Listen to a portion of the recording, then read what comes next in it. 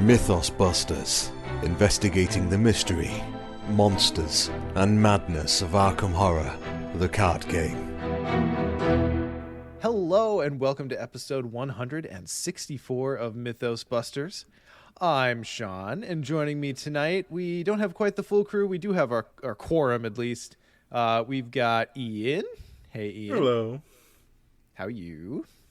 Hi, good. Yeah, it's one of those things where I think I missed the past couple episodes, at least the last one. So, in new Mythos Busters terms, that's about 5 years.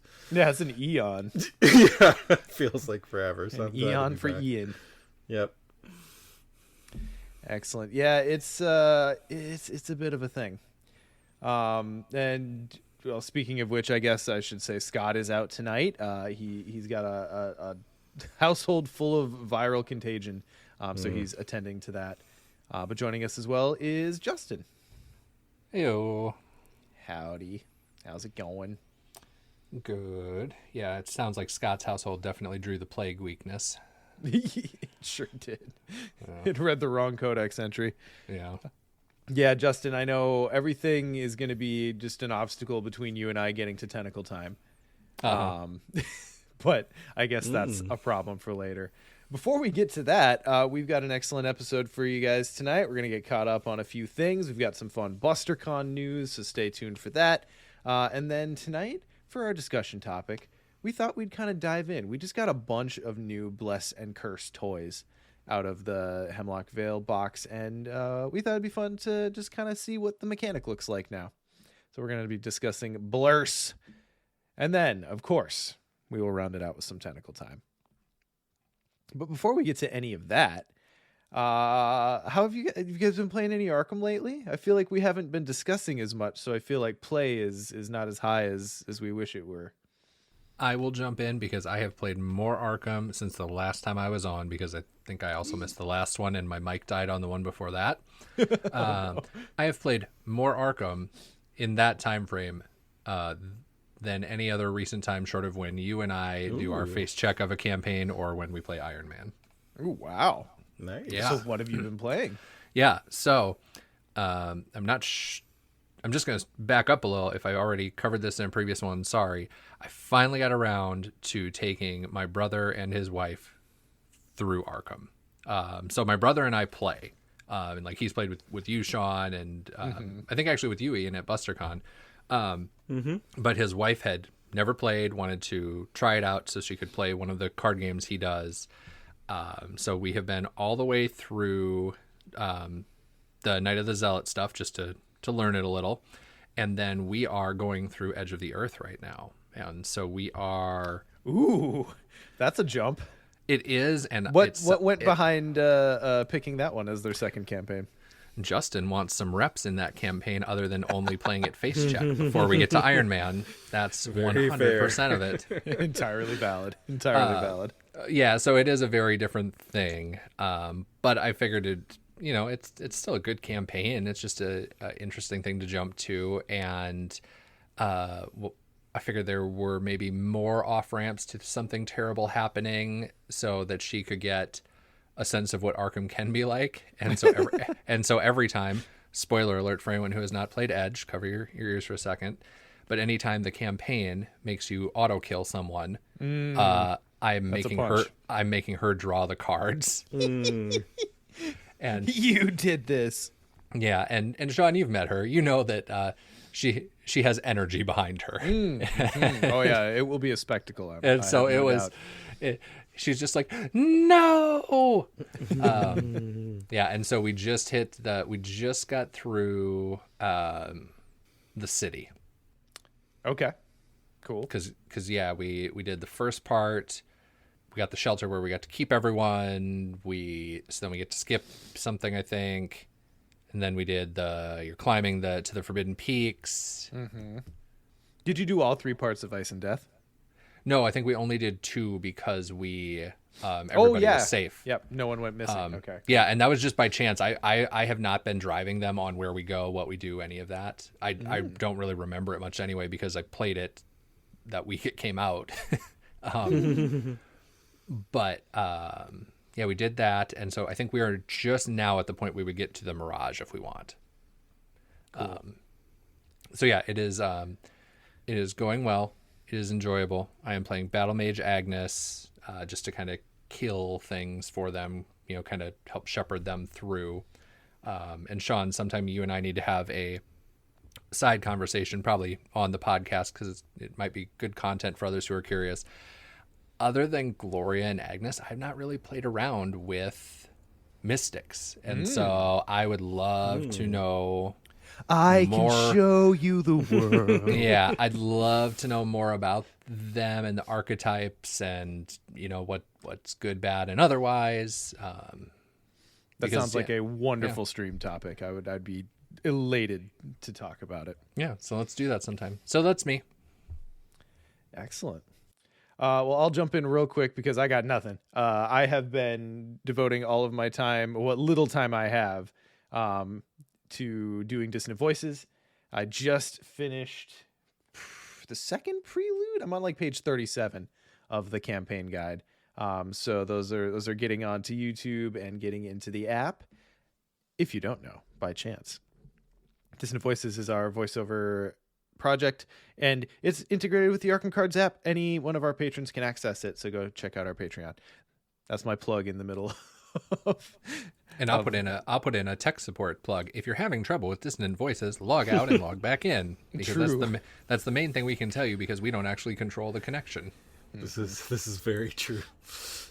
Yeah, Patreon, the back end of Patreon takes a little while to verify sometimes. But yeah, anyway, so I'm like, this is kind of a weird moment for me, because normally when a new campaign drops, I'm like running reps, right? Like, Justin, you and I played our time through. I'm halfway through my own campaign following that, and I haven't played a game of Arkham in like a week and a half, just because I've been putting any Arkham time into Dissonant Voices. So by the time I get done, I am going to be so ready to go. I'm very excited for my next runs through Hemlock, because now I'll know all the things. I'll know how the things happen, and that's half the battle. And we appreciate your sacrifice. So the next time the rest of us can get to it, then we've got the narration. Hell yeah. Ian, what you been playing? Well, I haven't been playing as much Arkham as I would like, but I have been playing. I still haven't completed a full run of Hemlock yet. But the nice thing is, with the new release model, you can be a little bit leisurely. I know when the first few releases came out and the new model, like Edge and Scarlet Keys, like, we had been conditioned for many years that, like, you better like blast through those initial scenarios, because then the Mythos pack is going to come out soon and you got to keep up the pace. So I've been kind of taking a leisurely stroll through Hemlock. I've played, I'm not sure how many of the scenarios I've played. 3 or 4, I want to say, along with some of the preludes along the way, obviously. But anyway, having a blast with it so far, and really enjoying it. Got a couple of runs going. So one is Kate solo, which has been a little bit of a disaster, to be honest. Has not been working that well.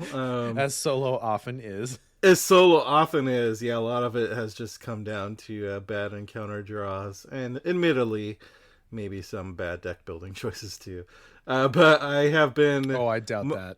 Kind of my true face check, though, is two-handed. This is the first campaign ever. I think I mentioned this to you guys in chat. I always do my first face check as true solo, and this is the first time that my face check is actually two-handed. Yay! He's doing it! He's doing the thing! I am more and more, like, I still like playing true solo, and it's just, like, easy, because you just throw an investigator down. But, like, I'm more and more... I've always played both, but I'm more and more gravitating towards two-handed is my my one true love. But so I'm playing through with Alessandra and Wilson as my two halves of this two-handed. And Wilson's interesting. There's not as many tools around as I would like, but he hasn't been bad. He's done better than I thought he would when I initially looked at my own deck build. But the true star for me, of course, probably no surprise, is Alessandra as the rogue investigator. And That's because she's the queen. I'm so enjoying her. Like, there's been a few investigators who I've mentioned, like, oh, this one might dethrone Finn for me, but they haven't really, because Finn just, like, is holding on because I know Finn so well, and he's my boy. We go way back. But this might be the one. Like, Alessandra's so fun. I love the play style, the level of shenanigans. Like, it's, Ian, I it's know my jam. in passing at one point, we haven't even fully got to Iron Man playing, obviously, but you mentioned, oh yeah, maybe I'll take Alessandra this year. Mm-hmm. I will tell you, you are committing Arkham malpractice if you play her before we get to Hemlock and Iron Man. She's True. very, very good in Hemlock. True. I mean, she's good in general. Yeah. I'm so excited just to play her, but I might be persuaded to hold off. We'll see. You will trigger my advocate mode if you try and play her before then. And We should have a whole episode where we're just trying to, like, convince each other of which investigator to play for Iron Man. Yeah. God, I haven't even thought about it yet, to be completely I was honest. thinking of someone else the other day. Way. I was like, instead of Alessandra, I could play blank, but now I'm blanking on who that was. Well, was whoever someone it else I was, it's a thinking better answer. But yeah, Alessandra is like the amount of tricks he can do with the parlay, and like I think there was one situation where she had two enemies on her, and just being able to stack all these different actions together, like stir the pot is a event that I just love so much, where you do a parlay intellect test to do 2 damage to each enemy at your location. That one gets a ton of use, and being able to like recur these parlay events with Eldritch Tongue, which lets you play parlay events from your discard pile. I've just like, you always feel like you have some kind of option to get out of trouble, which is nice. Justin had a good time with Alessandra in our run, So fun. It definitely feels like so much in the box is meant for her. Oh yeah, which is funny because I mentioned I did Wilson and Alessandra, and I feel like they're a little bit at opposite ends as far as what they got in the box. Like, yes, the box was like, here, Alessandra, here's every parlay event you could ever want. And then with Wilson, it's like, here's a tool, I guess. Here's the spare screwdriver I had laying around. I feel like there could be a meme for that from Seven of Alessandra's just like, what's in the box? And then Wilson's like, what's in the box? Yep. Not much, my friend. I'm so sorry. Yeah, that's the tough thing about those trait-based investigators. Like, sometimes, especially when, I'm thinking about, like, Rita. Like, Rita's got trick, but she doesn't, like, need tricks to operate, right? It's just kind of a nice bonus she has. But, like, Wilson's whole thing is he needs tools. Yeah, so he is the tool man. Like, he's, like, literally begging you. Like, if you build a Wilson deck and you're not focusing on tools, you're doing it actually wrong. It's one of the few places I feel comfortable saying that. Yeah. The second one being if your initial build of Kohaku was not Paradoxical Covenant. You're doing it wrong. It's fine. You can. There are reasons to, but you're wrong. What I'm hearing is we could have a whole list of Arkham malpractice. Put that down for a future episode. All right. Awesome. Any other Arkham from you, Ian, before we move on? No, those are the main highlights. Lovely. Well, I asked last episode, and by goodness, you guys answered. We got a couple of voicemails this time around. They're fun. I'm excited. Let's get to them. So before we do that, though, I'll remind everyone that if you have a comment, question, want to leave us something to talk about, want to leave us a comment on something we missed, or you'd like to add to, call us at 203-493-6984. That's the Mythos Busters hotline. It's 203-493-MYTH. So our first call today comes from Schultze. Hey, this is Schultze. I alternate between lurking and trolling on the Discord. and I would like to posit a question to the Mythos Busters. You have to open a restaurant named after one card in Arkham Horror, the card game. My question to you is, what is the name of the restaurant, and what do you serve? And you cannot choose Winging It, because that is the name of my restaurant. You all have an excellent day. Okay, boys. Ooh, that's a tough one. You got 2 shots to beat mine, and it's going to be tough because mine's really good. Why don't you start? Because I need some time to think. You got to think. Okay, all right, here we go, guys. My Arkham-themed restaurant is going to be Crypt Grill. And at this restaurant, we serve ribs of questionable meat that no one can identify. Very solid. It's a willpower test and a horror when you walk in. So it's just McDonald's during McRib season? Yeah, I mean, sure. Yeah. Every time someone reminds me that McRib season is a thing, I just right. All right, season. boys. What's your Arkham themed restaurant name? Give me just a second because I can't even think of names of cards right now. I know. I'm trying to pull up lists of cards. Did you say you had 2, Sean, or you just have that one? Oh no, that was it. I said you guys have 2 shots to beat me. Oh. I was just you know, I was smack talking. I was laying down the gauntlet. Yeah. Much like the ice in Crypt Grill.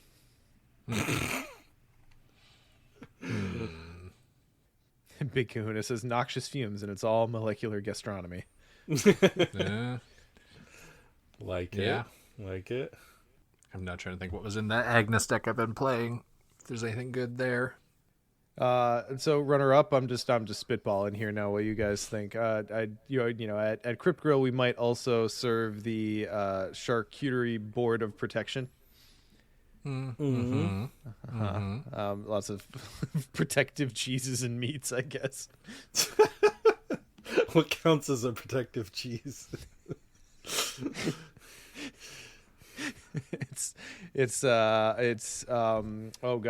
brie, but it's all rind.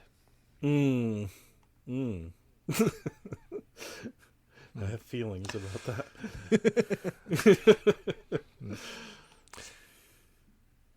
Okay, I finally got one. All right, let's go. The Azure Flame Grill. And we serve flame grilled stuff, meat and such. Why is all my meat purple? Love it. Okay, I think I got mine. And it was a card I just mentioned a little bit ago. Stir the Pot. That's the name of my restaurant. We serve all kinds of different soups. We do those. What is it called when people have like the soups that it never like gets cleaned up? They keep it running forever, and people just add more to it over time. Yeah, it's like a kind of stew, right? Yeah, there's a specific name for it. It's like perpetual stew forever. That might be it. Something like that. Yeah, we got one of those. And see, I'm more imagining it as a fondue restaurant. But if you have one of those in Arkham, you're just asking for trouble. Either fondue or a perpetual stew restaurant, because people will just throw random stuff in there. You never know what's going to end up in there. Well, excellent. Thanks, Schultze. We'll be providing menus for our restaurants in the days to come. Yep. Our next voicemail comes from Big Kahuna, who's got some thoughts on Hemlock player cards from our last episode. Hey, Busters. Big Kahuna 216 here. Figured I'd call you about a couple of cards in the Feast of Hemlock Vale set. First is Flurry of Blows, which, if I'm not mistaken, is the first card to come out in a box that none of the investigators in that box can actually take. And I was wondering how you all felt about that. The second card is Bewitching, which is a integral piece in a new deck that I came up with that I'm calling Mulligan Master Parallel Skids. You take Bewitching, Underworld Support, and Parallel Skids already low deck size, meaning you have a very slim deck for which to draw your opening hand.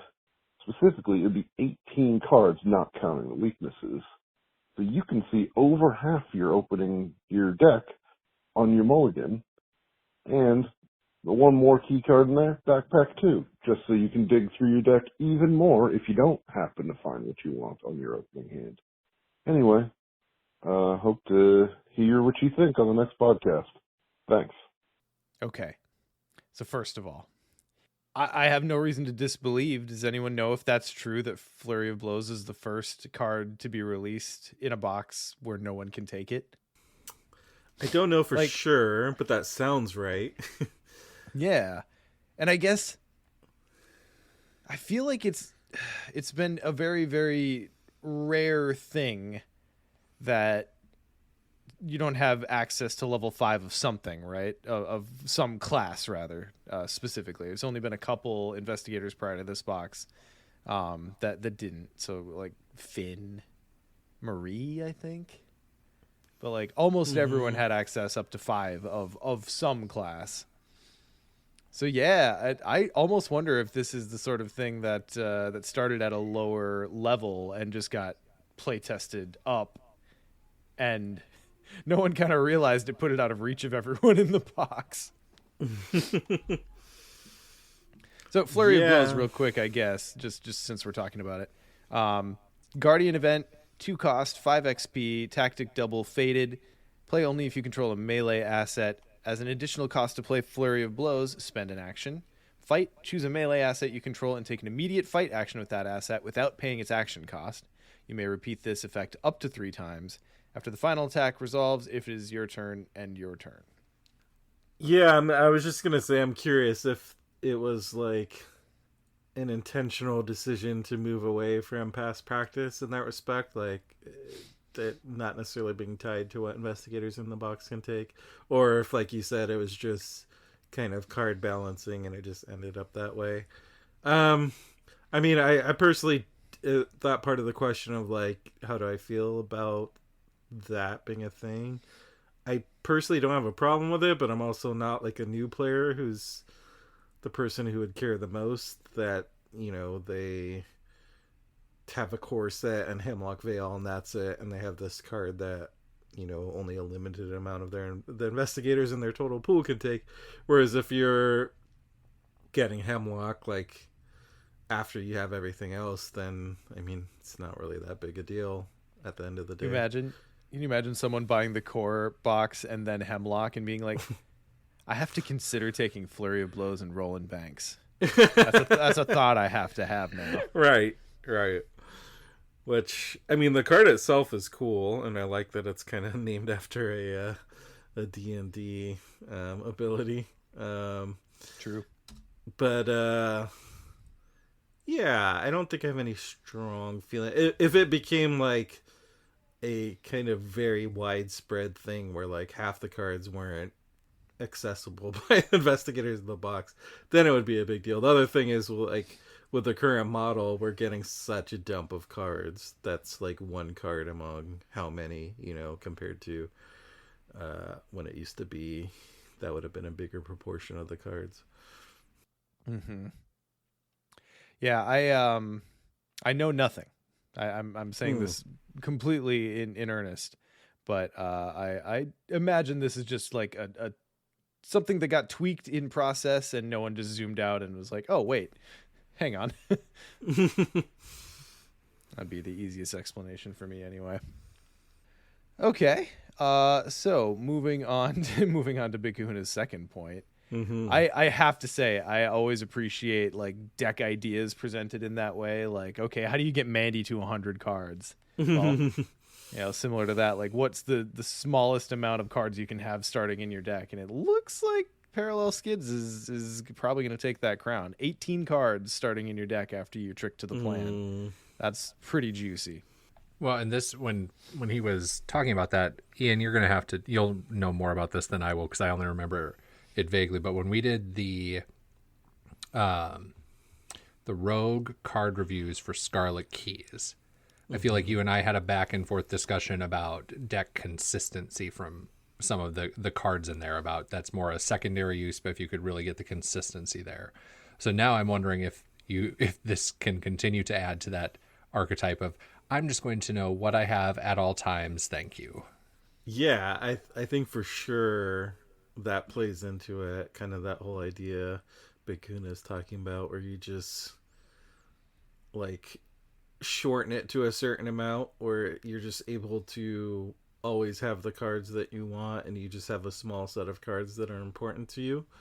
And it's funny because it's like a side benefit of the card, because the like the text of the card versus like the subtext of this other benefit you can get from it is just like it's almost like a rogue version of stick to the plan, where you're have these cards that you set aside at the beginning and you're able to access them at certain points, with a little wrinkle here if you could also like get another copy of that same card.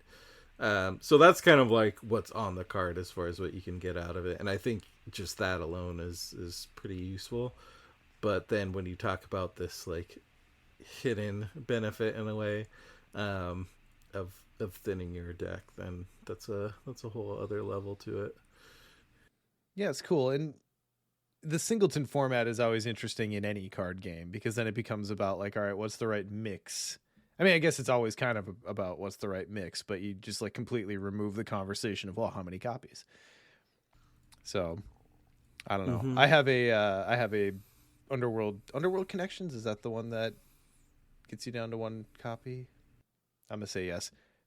Fun Skids deck, very fun. Mm-hmm. The 20 card deck is kind of wacky, and pulling 3 more cards out is just insane. So we'll see how far down we can whittle it. Yeah, it's kind of like the polar opposite of the thick Mandy, where it was like, how big a deck can you get? Yeah. So I love that there's these kind of twin poles. Like I'll say personally, like I love the kind of intellectual challenge of how thin I can get a deck, like this little mini game. But personally, I found over time, I just like having, and this might have been part of that same conversation you're talking about, Justin. There's always this tension between like consistency versus versatility. Like, I think over time, I've more and more found, like, I think when I first, started getting heavy into Lord of the Rings and Arkham 2, and it's still important. I'm not saying consistency is not important. Like, any card game player knows that. But for me personally, over time, I've also developed into a player who values, like, I love having consistency, but at the same time, I really want, like, a broader set of options. Yes. Like, if I only have, like, let's say 5 different cards that are doing everything for me, that's great, and you can certainly build a powerful deck from that. But especially with the type of game Arkham is and how it's developed, like having a range of options that deals with all kinds of different situations is important too. Yeah, it's always an interesting conversation. Yeah. We were gonna have to revisit it too, because I've been thinking about we've been talking rather about kind of new player primers that we might be able to put out there as streams for some different kind of content, and just kind of like general deck building theory, and then how you specifically apply that to Arkham is a very fun conversation in my opinion. Yeah, for sure. Arkham sits in a very civilized spot for having that conversation. Like 30 cards, 2 of. It's very, very like new age mulligan. Like there's lots of fun stuff to be said. So yeah, we'll say it some other day. All right, excellent. Well, thanks Schultze and Big Kahuna for calling in, and thank you to all you future people who are definitely going to call in with comments and questions. Right? We love to hear from you. Do it now. Okay, thank you. Ian, what's going on with the patrons? All right, so first off, a huge thanks to our board members. That's Chris B, Chris H, Chris M, a conglomeration of Chris's, Morton, Jared, Ian, Philip, Patrick, Abilio, Jesse, Chad, Robert, and Walker. Thank you so much for your huge, huge, huge support of the podcast. And as always, we like to provide a special shout out to a random patron. And this time, that random patron is Hank Lawler. Thanks, Hank, for your support as well. It's been, I don't even know how many months it's been since we transitioned to our new format. So we'll probably stop reminding you soon, but I guess another reminder that we have changed our format where we're releasing episodes monthly. But we do release some other content in the form of Twitch streams. We don't have one on the books yet this month, but stay tuned. Make sure you're subscribed to our Mythos Busters channel on YouTube, because that's where the videos come out. But if you are a patron, we also send a message at the end of each month, kind of rolling up all the other content that we have created for the month, so you can easily access it there. Let's see. I think in terms of mythosmerch.com, maybe we'll talk about that a bit more in terms of some BusterCon discussion. But the last bit of patron business is we do have a couple of new job titles to give out. So I'm going to let Justin give out this first job title. Oh, thank you, Ian. That's kind of you. All right. First off, we have Dan Kelly. Dan has been assigned the role of Vale Vestment Valet, a.k.a. the one who pairs you to your destined animal mask. What is your animal mask, do you think? Ooh. Like What are the animal masks again? Well, I mean, the ones we have, you don't have to be locked into that. Like any. Oh, animal. okay, Like, okay. You could requisition. You could commission a mask. I would do something with a fox. Yeah, I like that. Kind of halfway between like a raven, which I realize is like the most edgelord answer that could be given, but I'm still gonna give it. It's fine, because that was going to be my answer. We will be edgelords together. Yeah. Hell yeah, the Raven twins. You're recording a podcast that lives on the internet. It's fine. I'll be Hugin and you can be Moonin. That's a Norse mythology reference for you guys there. No, I'm just actually imagining you guys as the two crows on Rick and Morty. So, reference no one will get if they haven't seen it, but there's an episode of two crows. Yes. Now I feel like there needs to be a quiz like that you answer and tells you what your animal mask from Hemlock is. I'm not going to make it, but I wish it existed.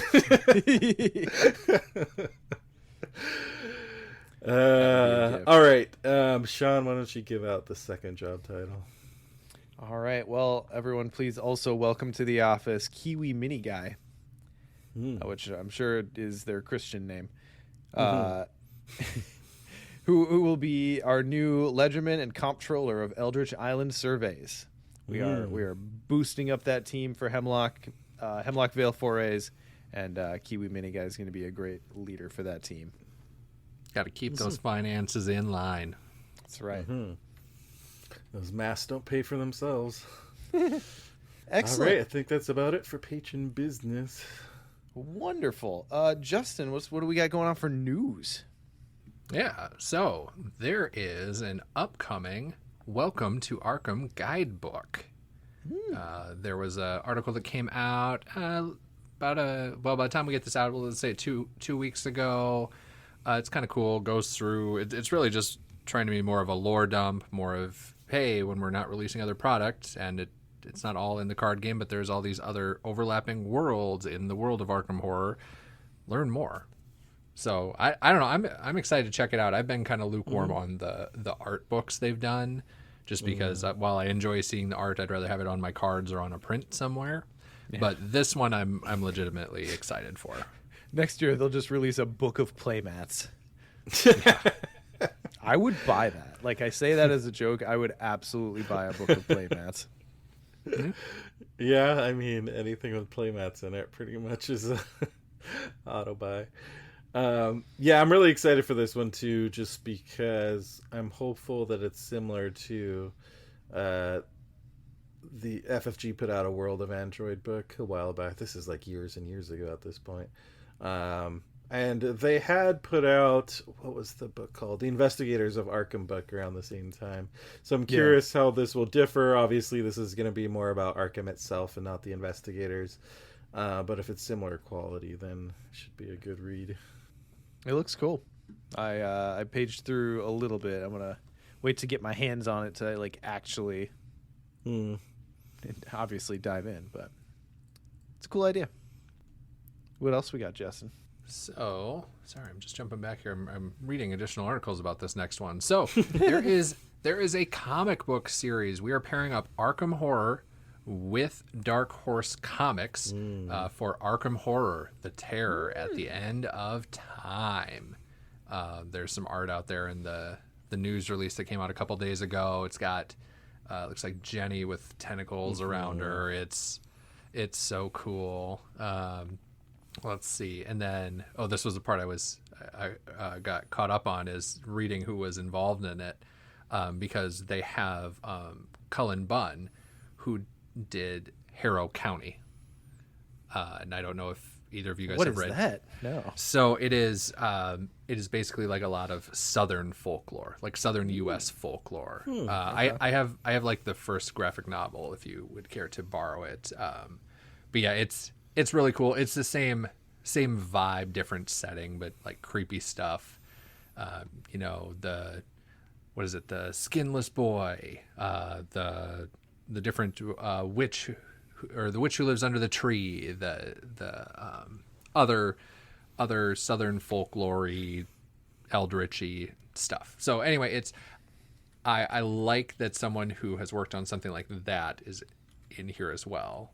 I don't necessarily recognize other names, but I see stuff for people who've worked on other like paranormal things, some Star Wars stuff. So I'm sure the talent is there. But I'm excited to check that one out. Awesome.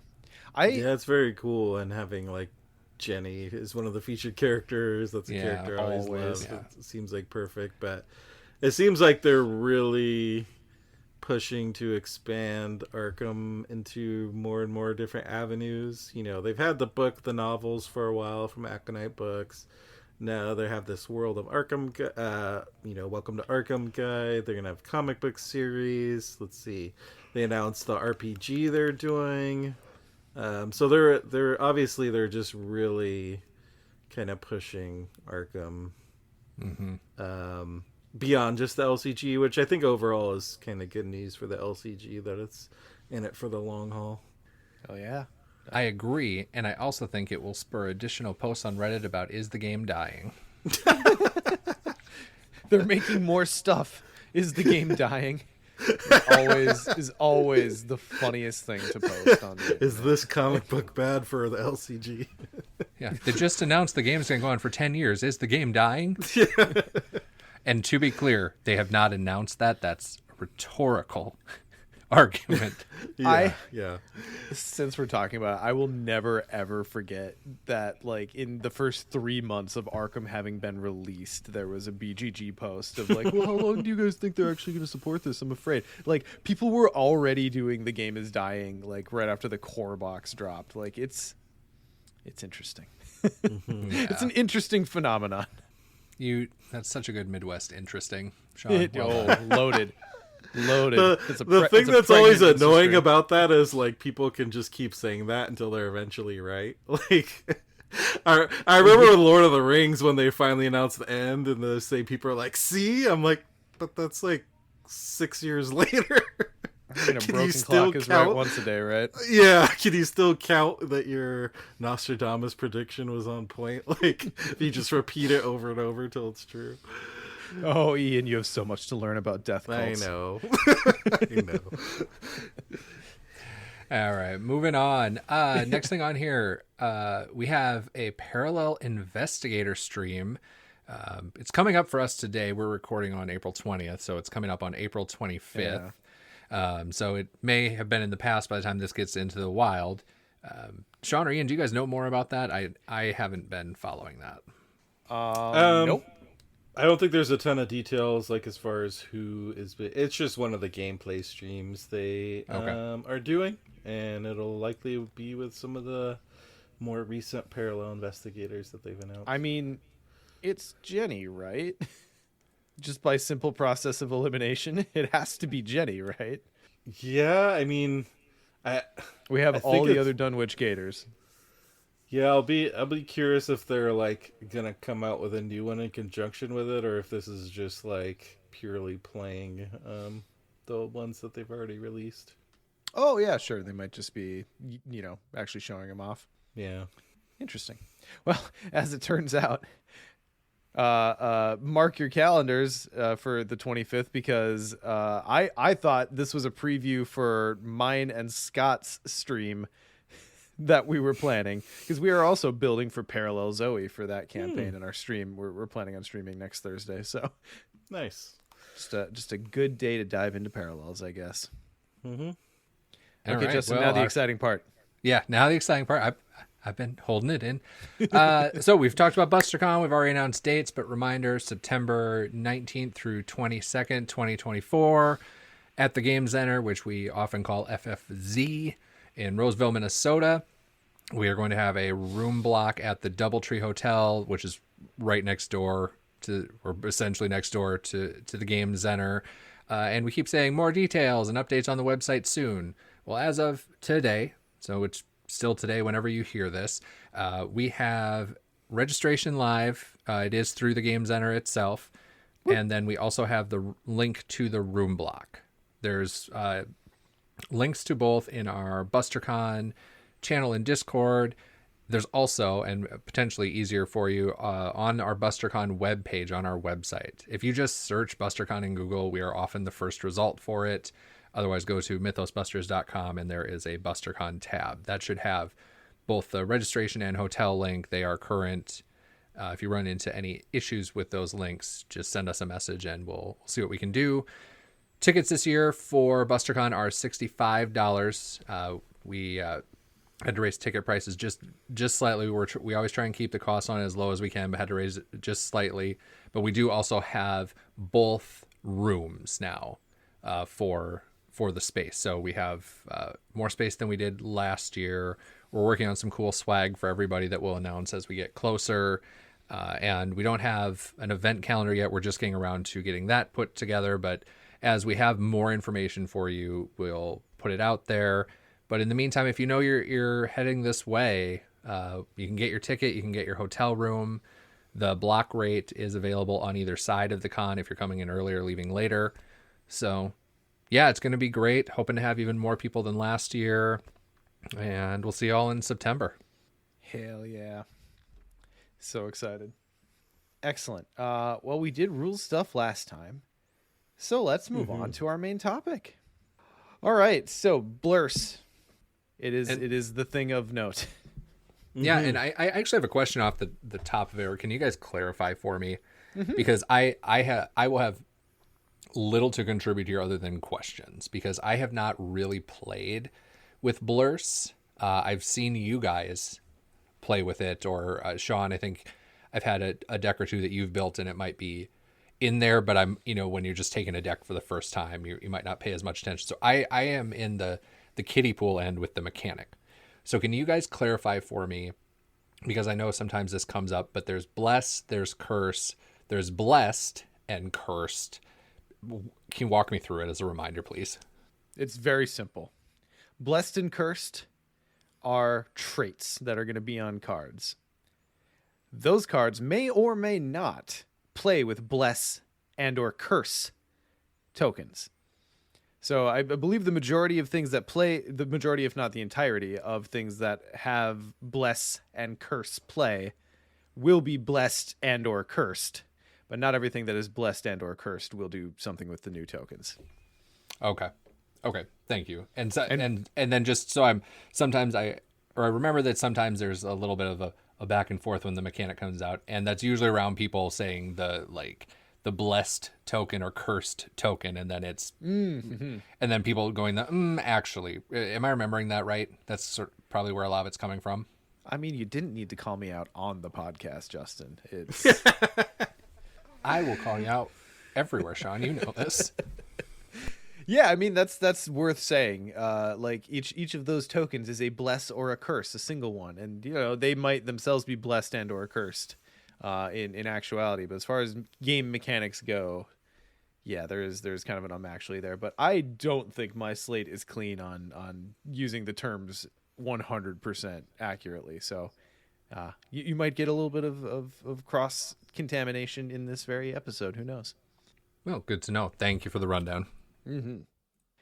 So, Bless and Curse have kind of been in the Arkham DNA from at least second edition. I haven't played anything prior to that, but it was always a mechanic to like make things better or make things worse. In the board game, generally Bless me. So normally in the board game, for anyone who hasn't played it, which I can't imagine is many people listening to this podcast, but the dice mechanic, the skill test in that game, you roll dice equal to your skill value, and if you get any 5s or 6s, each one of those is a success. If you get blessed, then you get to count 4s as successes, and if you get cursed, you only get to count 6s as successes. And I have trouble with dice games anyway. So like Bless feels great. Bless feels so good in those games. And Curse feels so abysmally bad. Oh, I can never, ever roll successes when I get cursed in the board game. Yeah, I feel like I'm just counting down to my character dying at that point. Exactly. Like I'm not having fun anymore. Let's get this over with. Now that being said, I do think that the way they were implemented in the LCG was, I really, overall, I'm just going to say, we're going to say a lot more words than this, but overall, I really like it.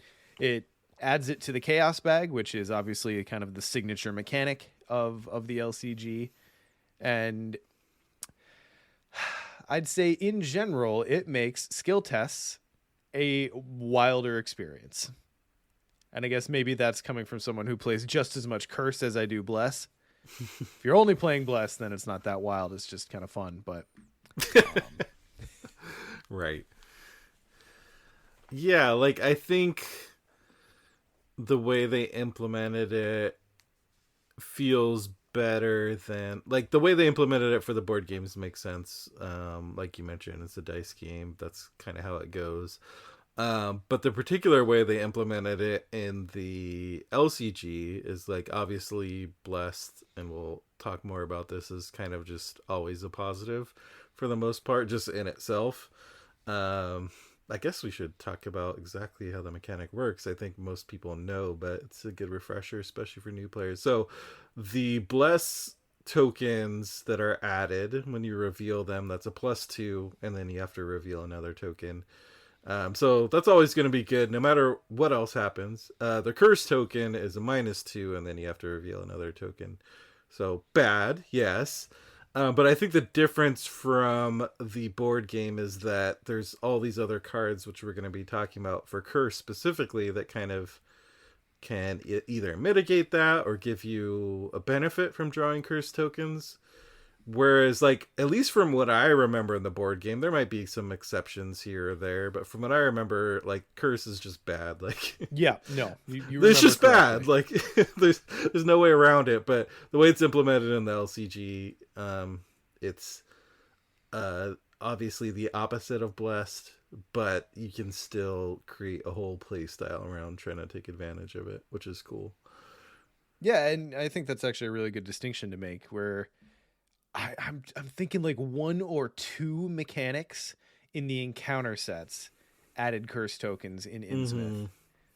I can't even remember offhand if anything in the campaign of Hemlock does it. But beyond that very little sample size, curse is an opt-in arrangement. True. I guess if you get the weakness, that's a different thing. But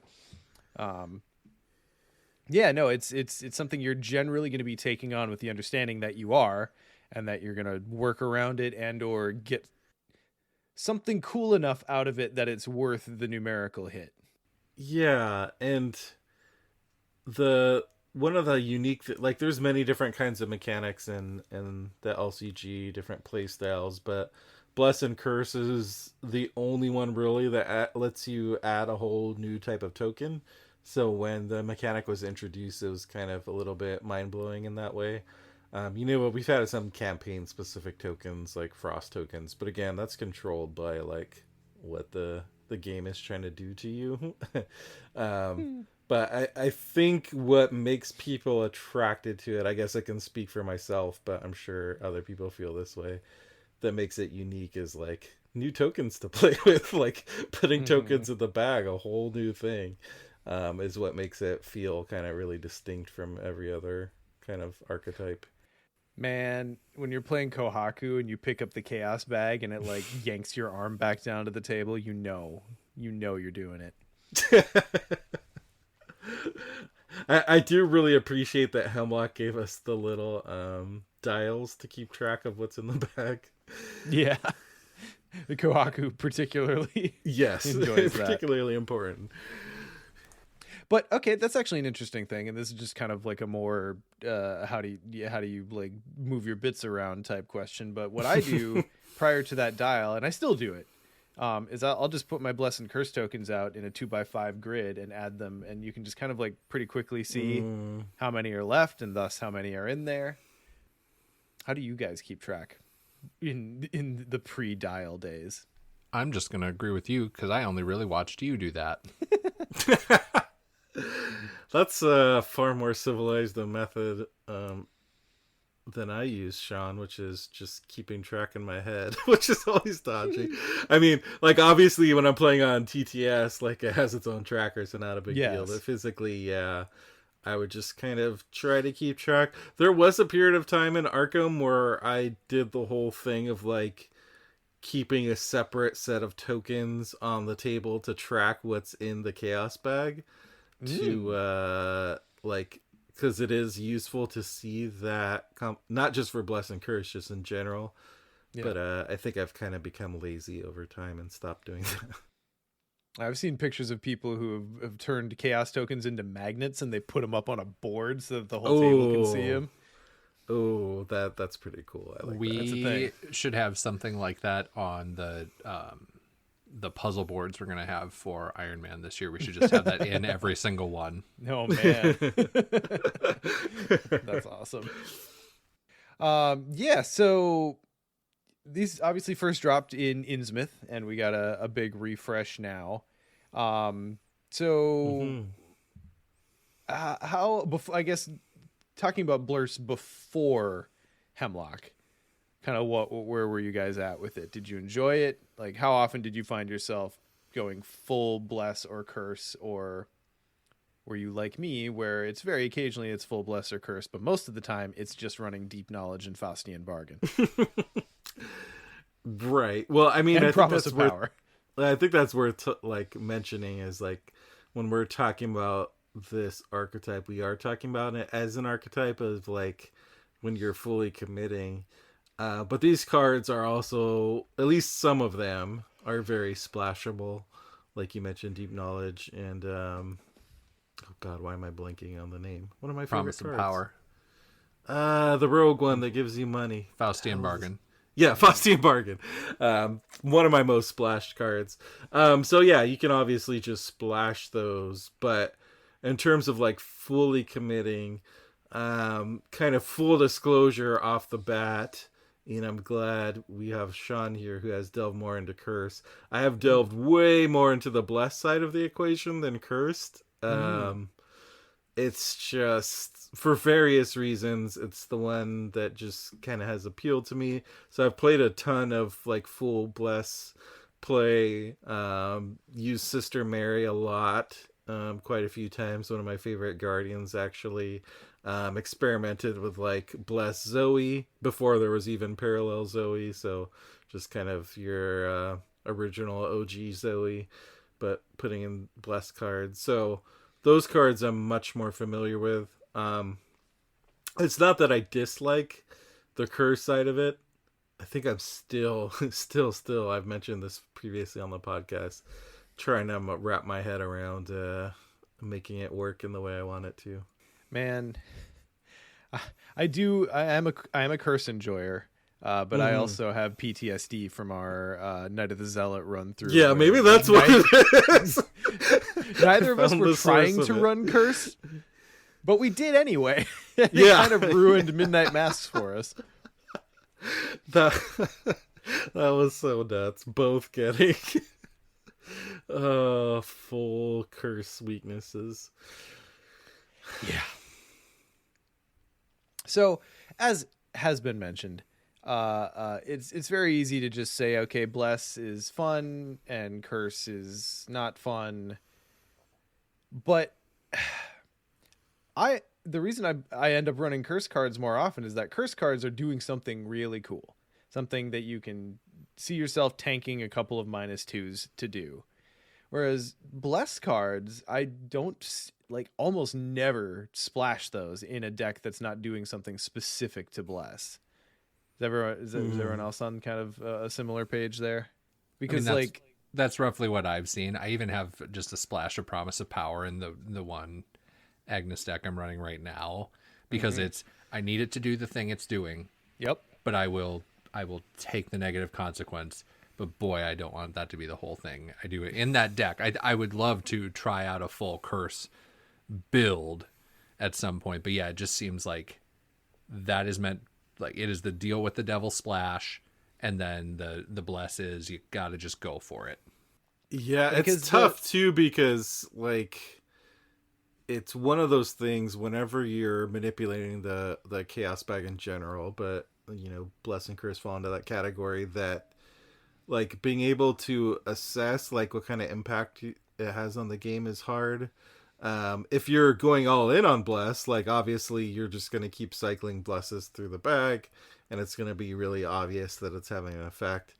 But like you throw, I don't know, like a couple copies of Keep Faith in your deck and that's it, where it's just adding a few blesses throughout, like that may just be helping you succeed on a test that you are already going to pass, which sometimes happens with bless. Or it may, you know, pop up at a really crucial moment, but it's going to be kind of really hard to feel the effect of that. Yeah, because that's like, that would be the hope, right? If you're just splashing bless, that, oh, these will come out like kind of and help me pass a test I wasn't already going to pass. But there's like no control over, there's little control over that. There is some control, which we will talk about, I'm sure. But I just would never run bless cards with the intent of, oh, these are going to help me pass tests. Like that's not what they're there for. They're to do the things and then manipulate, and then, okay, well, occasionally, yes, one will help you pass a test from time to time, but not in any way that you can control or account for. Yeah, well, like I agree with you, and on the other hand, like, because one of the things I do like about bless, but again, this is requiring you to go full in all the time, is aside from the cards that give you benefits if you draw a bless token, you know, whatever that may be, one of the things I like about the bless style that you can't do with many other styles is then, like, if I'm keeping the bag flush of blesses, then I can take tests I would never take normally, like, you know, straight up 0, like even on the skill test, or even down 1. With the idea that I know there's so many blesses in the bag, I actually have a decent shot of passing this. And that's one of the fun benefits of bless play, is that you can take these tests that you're down or even that you would normally never take. But again, that requires that you are you're not just splashing bless. You're like, that's what your deck is all about. How often do you think it actually comes to fruition? Like you've bothered to fill the bag more or less with blesses. Like how often do you actually, like, you know, 0 up, let's go? Like, does it actually work? In my experience, yes, but I guess that's also throwing some other cards in there, like, I guess getting into the weeds a bit, like one of the best cards for both bless and curse, I think, is Olive, like letting you pull out multiple tokens, because that's just gonna like guarantee, like in that situation, that you have a better chance in drawing the tokens you kind of need to.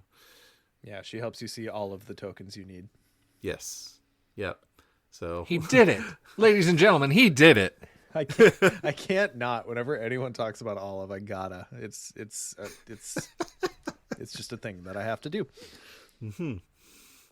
So we would be remiss in not talking about covenants, I think, because in the world of Blurse, I suppose you could go without a covenant, but why would you? They're all 2 XP.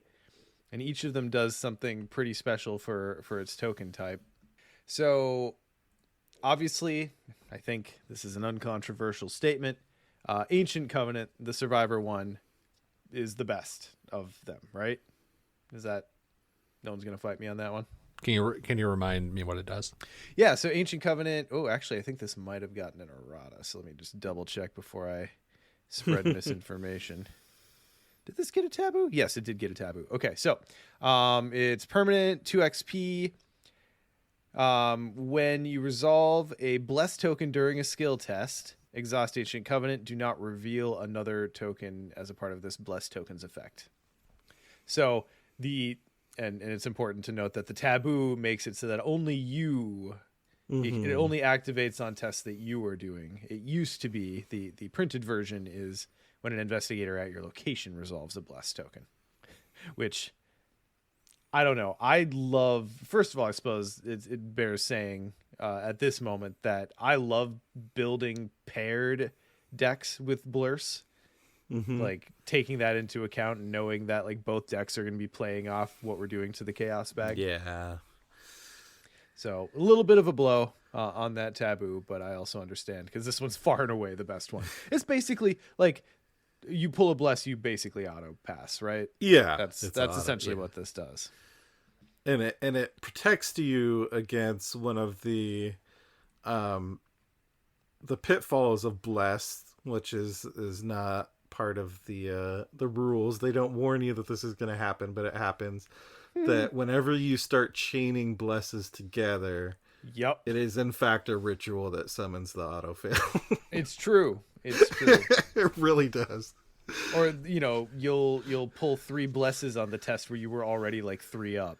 Yeah. And you're like, no, keep them in there. Yeah, which is brings up another of the covenants that I like as a blessed player, which is the Sacred Covenant from Guardian, which kind of helps against that a little bit. That after you reveal tokens, the Sacred Covenant lets you return any number of the blessed tokens you revealed back to the chaos bag. So you don't get their benefit, but it helps. I use this one a ton because it does happen a lot where you like. It's a simple test that it's not even that important. You're already up a ton, and then that's when you draw like 4 of your blesses in a row. And so Sacred Covenant helps you protect those blesses and make sure they're saved for a more important time. And if you've ever played Sister Mary in 4-player, and all 3 of those other fucking munchkins keep pulling your goddamn tokens out of the fucking bag, you are glad you have this. It's like, God damn it, I just put those in there. You didn't even need it. Stop. Maybe this explains why I actually play more often with cursed stuff. Like, let someone else draw it for myself. You. So talking about the curse ones, we've got let's do the the rogue one is called False Covenant. Yep, so False Covenant is reaction when an investigator at your location reveals a curse token during a skill test. Exhaust False Covenant, cancel that chaos token, return it to the pool, reveal another token. So you just get a redo, and the benefit of this one is it also keeps that curse token in the bag. So this one, if I have any other options, I'm generally taking that, but this one's okay if it's the one you have. Yeah. And this one is nice in that it is any investigator at your location. So if you didn't need it, there's other people doing stuff at your location, you can still proc this, off turn, which is nice. But I do, in my personal opinion, in my experience, it pales in comparison to the Blasphemous Covenant, which is the Seeker one. And that is when an investigator at your location reveals a curse token during a skill test. Exhaust Blasphemous Covenant. Treat that as a +1 instead of its normal modifier. Put it back in the bag after it's done. Yeah. So, like, both of the curse covenants put it back in the bag. So it's not like you have a leg up there. One of them cancels the token. The other one just straight up makes it a +1 instead of a -2. So instead of worrying about whether or not you're going to see these curse tokens and whether or not they're going to fail your tests, you know that once per turn, you've just got a ace up your sleeve when it comes to curse tokens. And it makes a really big difference in my opinion. When I'm running curse, if I can take this, I immediately do it. Yeah. Yeah, it's pretty huge for curse play. So I suppose we'll let's just talk about Paradoxical Covenant because it's so cute and wonderful, and it's the way you should play Kohaku first, because after you do it a different way, you won't want to go back probably. So it's the Mystic one, and after an investigator at your location performs the reveal Chaos token step of a skill test, if both a Bless token and a Curse token were revealed during that test, exhaust Paradoxical Covenant, the test automatically succeeds. So obviously by far the most marginal one, because this one requires you be playing with both Bless and Curse to even have a shot at activating this. I would say that this has gotten a lot better in the post-Hemlock drop. We've got, especially in Kohaku, he's got his Book of Living Myth. He's got Olive and upgraded Olive. We've got more. Let's see, what are the other ones? The favor assets are nice. Those are good ways to fix your tokens. So while still very marginal, if you're playing Blurse, this is a nice way to kind of like stop the train, because so often if you've got like 8 of each token in the bag, there will be tests where it's like, oh, bless, curse, bless, curse, bless, curse, and you're sitting there drawing anything but a numerical token, and it's nice to just say, no, okay, you can stop now, and you pass. Good job. Yeah. Has anyone else played with Paradoxical Covenant? I think I might have tried it when it first came out, which was not the ideal time to try it. I'm sorry. Yeah. Just in general, the actual Blurse play, which we haven't talked about much yet, of like trying to do both at once, is like, I at least have tried Cursed a bit. Blurse is just, other than that initial run, have not tried to dip my toe in there that much. I will be now with Kohaku and Hemlock stuff, be trying it again. But yeah, I think when it came out, it was definitely the one where everyone was like, okay, not taking that covenant. So I think it's definitely gonna have more life now. I'm curious, Sean, as a Mystic enthusiast, how you feel about the fact that every other class got a covenant that's like, bless or curse, we're gonna do something, and Mystic got the one where you have to jump through all the hoops to make worthwhile. Boy, I'm sure used to it. At one point, there used to be a big bang behind all the purple fuckery that you'd have to do to make cards work. And, nowadays, all the fuckery just leads to, okay, you passed the test like a normal person. Good job. Move on. Yep. Maybe we'll get back to the Mystic actually feeling kind of balmy and audacious. But this is very emblematic of that, like, okay, well, I guess type of effect that Mystics kind of have to get used to nowadays. Give me more splash, guys. I want the flare. I want it. The flash and the flare and the splash. All right, so let's talk about investigators, because obviously we've got the investigators where there's obviously meant to be played with Bless is Sister Mary. Although I suppose you could add Mateo in there too. Like, he gets the blessed trait even though his mechanic itself doesn't play with the tokens. Sure. Like, and then Kohaku. Oh, I was just going to say thematically, like, the blessed stuff seems to go along with, like, the religious folk, I guess you could say, the Christian folk in the game, like Sister Mary and Father Mateo. Will be interesting to see if it expands beyond that in the future. But yeah, those are kind of the two blessed ones that jump out of the non-parallels, I guess. I'm just trying to pin, like, Curse kind of works out of anyone who can just take the right cards, I guess. I wouldn't pin anyone down for being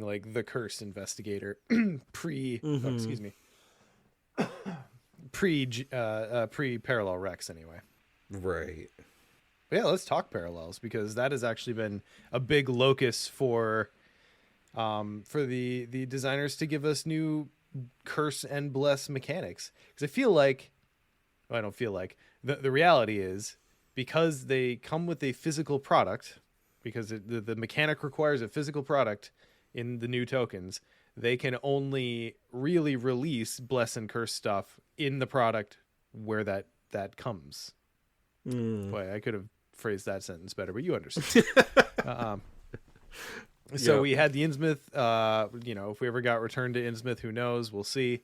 And then we got Hemlock, but beyond that, they can't just splash bless and curse in Scarlet Keys or whatever the next expansion is going to be.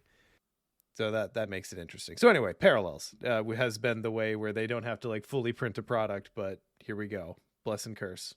Yeah, and I think the other thing with parallels too is there's a couple of the investigators, particularly Zoe and Rex, where like the bless and curse connection is like actually key to their backstory, but at the time that those investigators were created, that mechanic didn't exist yet. So parallels a cool opportunity to actually have them interact with the mechanic in the way that their backstories kind of suggest that they should. See, now you're talking my language because you're talking theme. That sounds delightful.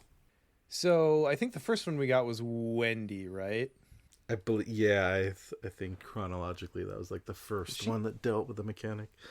Technically our first Blurse investigator, I guess, because she technically preceded Kohaku.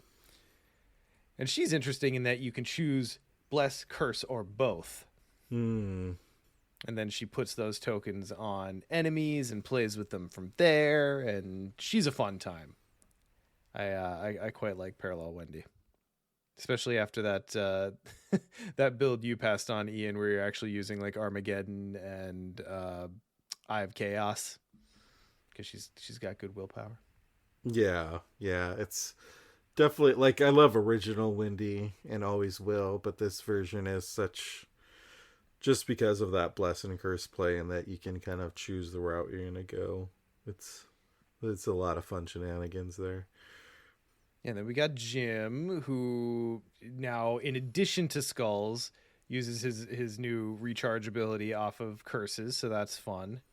I have yet to actually play with Parallel Jim. My brother-in-law, he and I started up a campaign, and he built one, and Parallel Jim is a fascinating investigator that we should probably do an episode on at some point, because the Underworld? No, not the Underworld deck.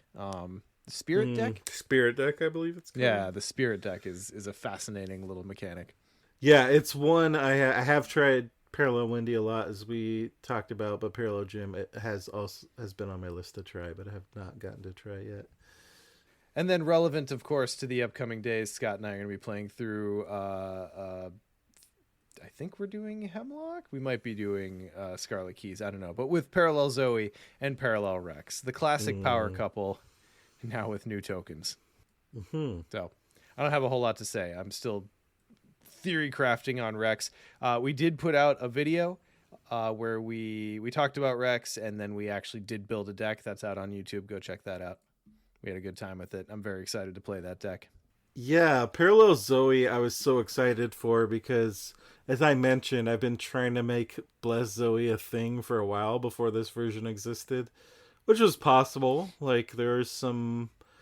Guardian has quite a few Bless cards, and weapons that trigger off Bless, so I played it. It worked fine. But obviously this version is tailor-made for that.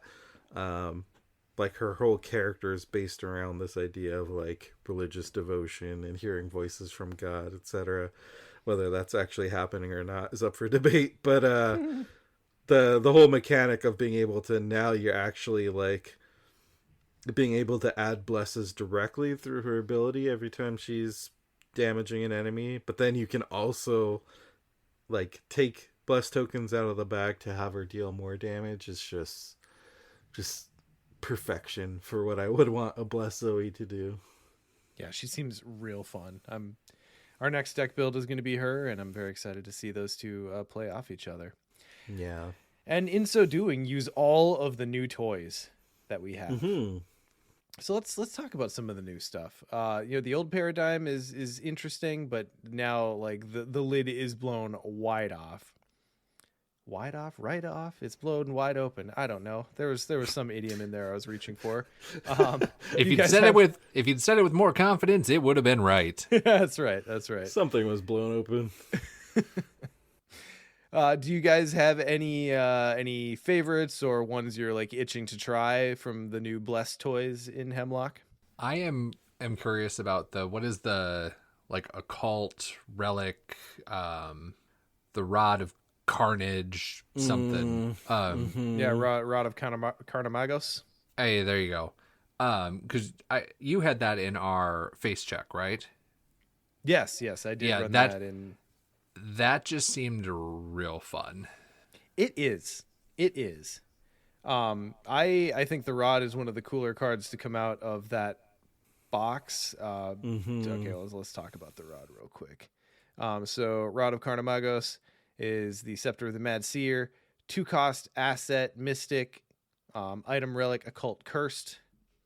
Limit 1 per deck is the level 0/1, has a willpower icon.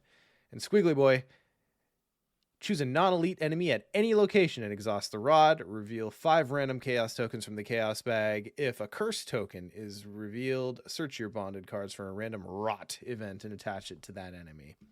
So, the rots do things like enemy can't attack. You get, when the enemy is defeated, you get resources.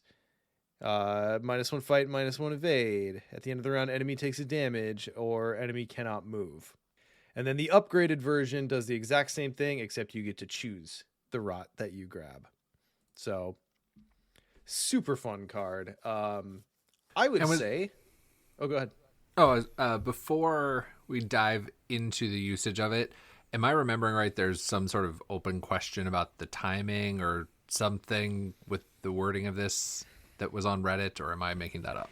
No, I don't remember exactly the question that was asked, but the core of it was, since it's a Squiggly Boy, you can do this nested within another skill test that's already happening. And if there are effects as a result of that skill test that trigger off of a curse token being revealed, the question was, does this count as one of those curse tokens? I can't remember what the answer was, but... Okay, so we are deep in the weeds on that, but it's out there. A little bit, but it's my kind of fuckery. It's Cool. the kind of fuckery that like curse play needs, because again, let's never forget that you're adding curses to the bag. So fun stuff is something you hope for. Curses. But yeah, so to that point, I think obviously this works better if you're going pure curse, because what I found in my Paradoxical Covenant Kohaku build is that I'd go dig through the bag, and quite often I'd find blesses, but the blesses crowded out the curse. So like, it was fine. It's a free action. It's a 2-cost asset. So it's not asking a lot of you. So even if it fails from time to time, like, the impact is low. But if you really want this to be consistent, you really want that to be a focused curse build.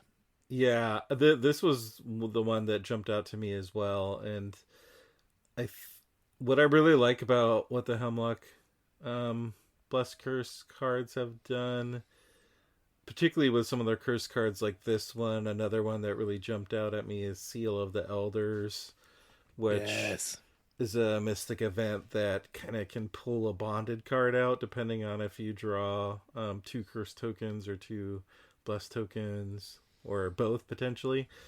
The thing I like that this is doing is, the curse play was cool before, but it felt very much like, let's ping some damage based on curse tokens you draw, or, whatever the case may be, discover clues. But I'm always a fan of more of the weird stuff, and so I like that they've kind of meshed some of this, like, bonded mechanic with Bless and Curse, or like with the Rod bringing in some other events that are, coming in. So it just makes it more interesting, like that it really makes it feel more worthwhile to go through all this trouble, that you're not just getting some like benefit that you could get from other cards, but you're getting something that feels kind of like unique. Exactly, and I think particularly for Mystic cards, that feels really good thematically, right? Because like you kind of want Mystic cards to feel like you're fucking around in the ether and getting something cool out of it in a way that perhaps even other classes can't do. So yeah, no, I think the intersection of Bonded and Bless Curse was really cool in this box. There's one more example of that, isn't there? Is it the Volusia? Is that a Bless card or is that just Bonded? I'm trying to remember. Well, there is a blessed one, which is another kind of bonded one, which is the Miracle Wish, which is like after one or more blessed tokens are revealed during a skill test, you can play Miracle Wish and you search for the Evanescent Ascension. And then you put wishes on it based on how many blessed tokens were revealed, and then basically that new card, the Evanescent Ascension, lets you kind of trigger some elder signs when an investigator would fail a skill test, which is super powerful. In addition to all other tokens. So do you both... Okay. So if you pull the autofail, you still fail, though, on Evanescent Ascension, right? Because you resolve Elder Sign in addition to all the other tokens? Right. Yeah. I believe so. It's a cool idea. I like it. I was side-eyeing that one for the back half of our face check campaign through Hemlock, but I never ended up having 5 XP to throw in. Yeah. It's a big one. It's a lot, but yeah. It's really cool design, though. I do have to say, Scott and I talked about this a decent amount on our Cursed Rex build, because we were also talking about Zoe, but the Ancestral Token, I think, is a really good bless card. And that is the accessory that reaction after you defeat an enemy, exhaust Ancestral Token to add bless tokens to the Chaos Bag equal to that enemy's printed health to a max of 5. So like for a slot that's not like super contentious in Guardian, like, a lot of people have stuff they want to put in accessory, but I wouldn't say it's contentious. And you can just put repeated bursts of bless tokens in the bag for doing the thing you're going to be doing anyway, killing monsters. I think this one's going to be a staple in bless builds that are going to do any fighting. Trying to think. From the old clutch of cards, there are a couple that I think get even better, like Nephthys as the bless vacuum, who like by herself keeps blesses in play and does damage in the interim. So good.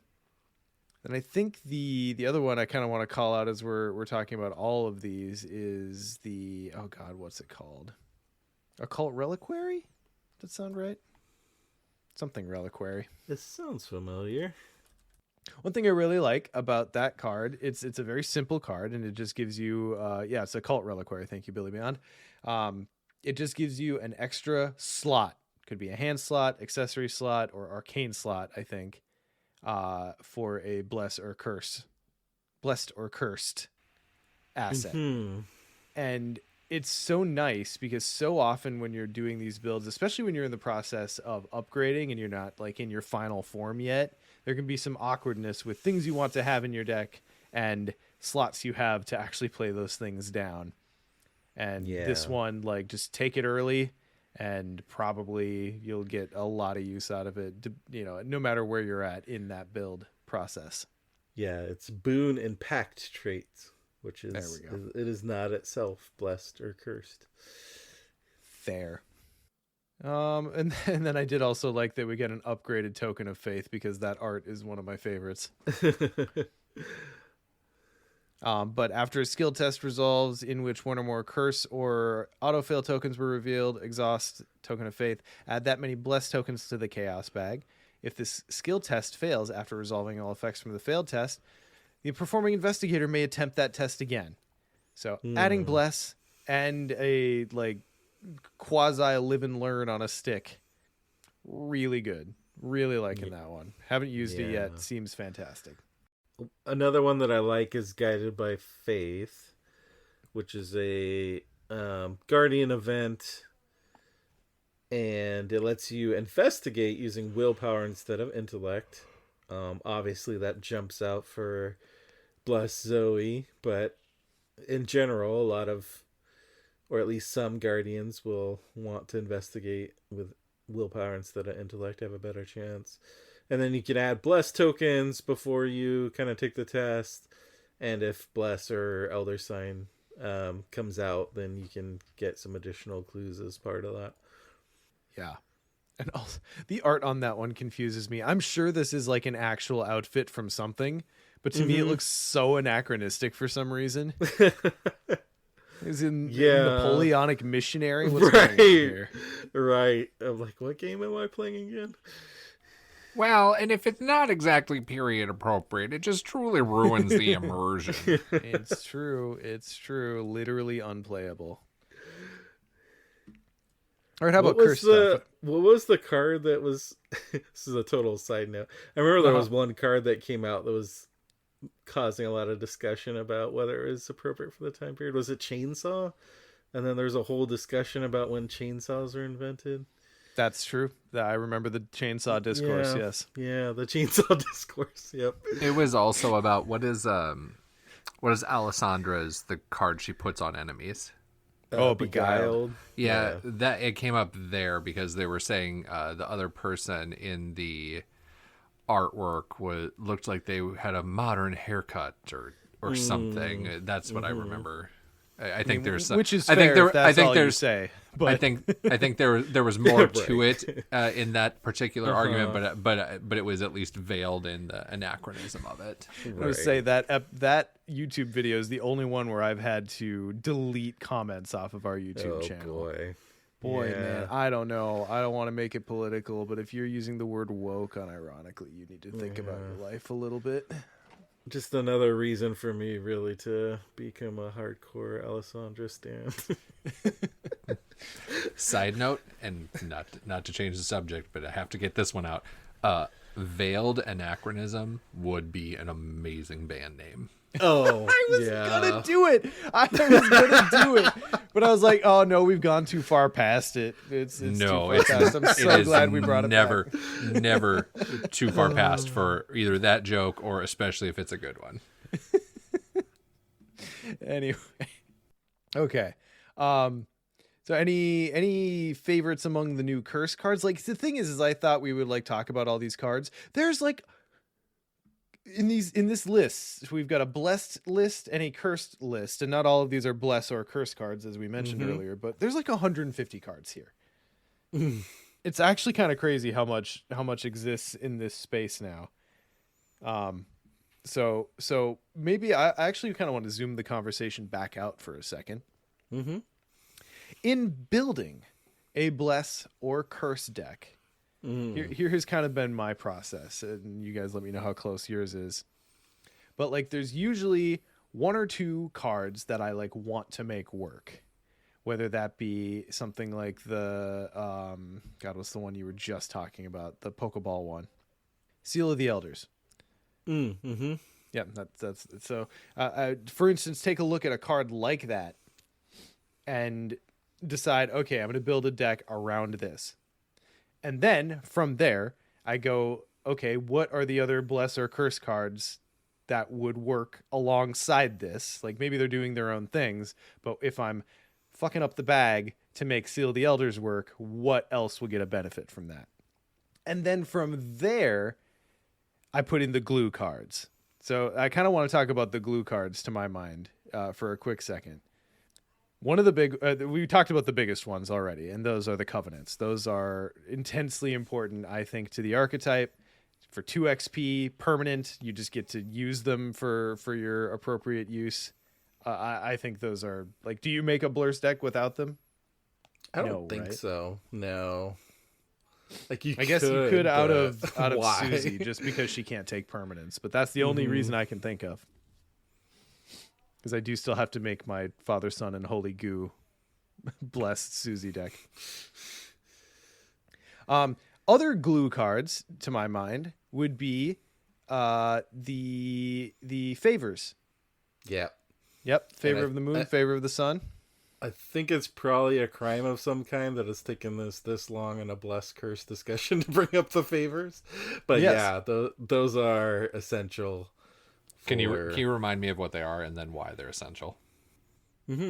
Yeah, so favor of the moon is a neutral asset. So one of the reasons it's so nice is anyone can take it.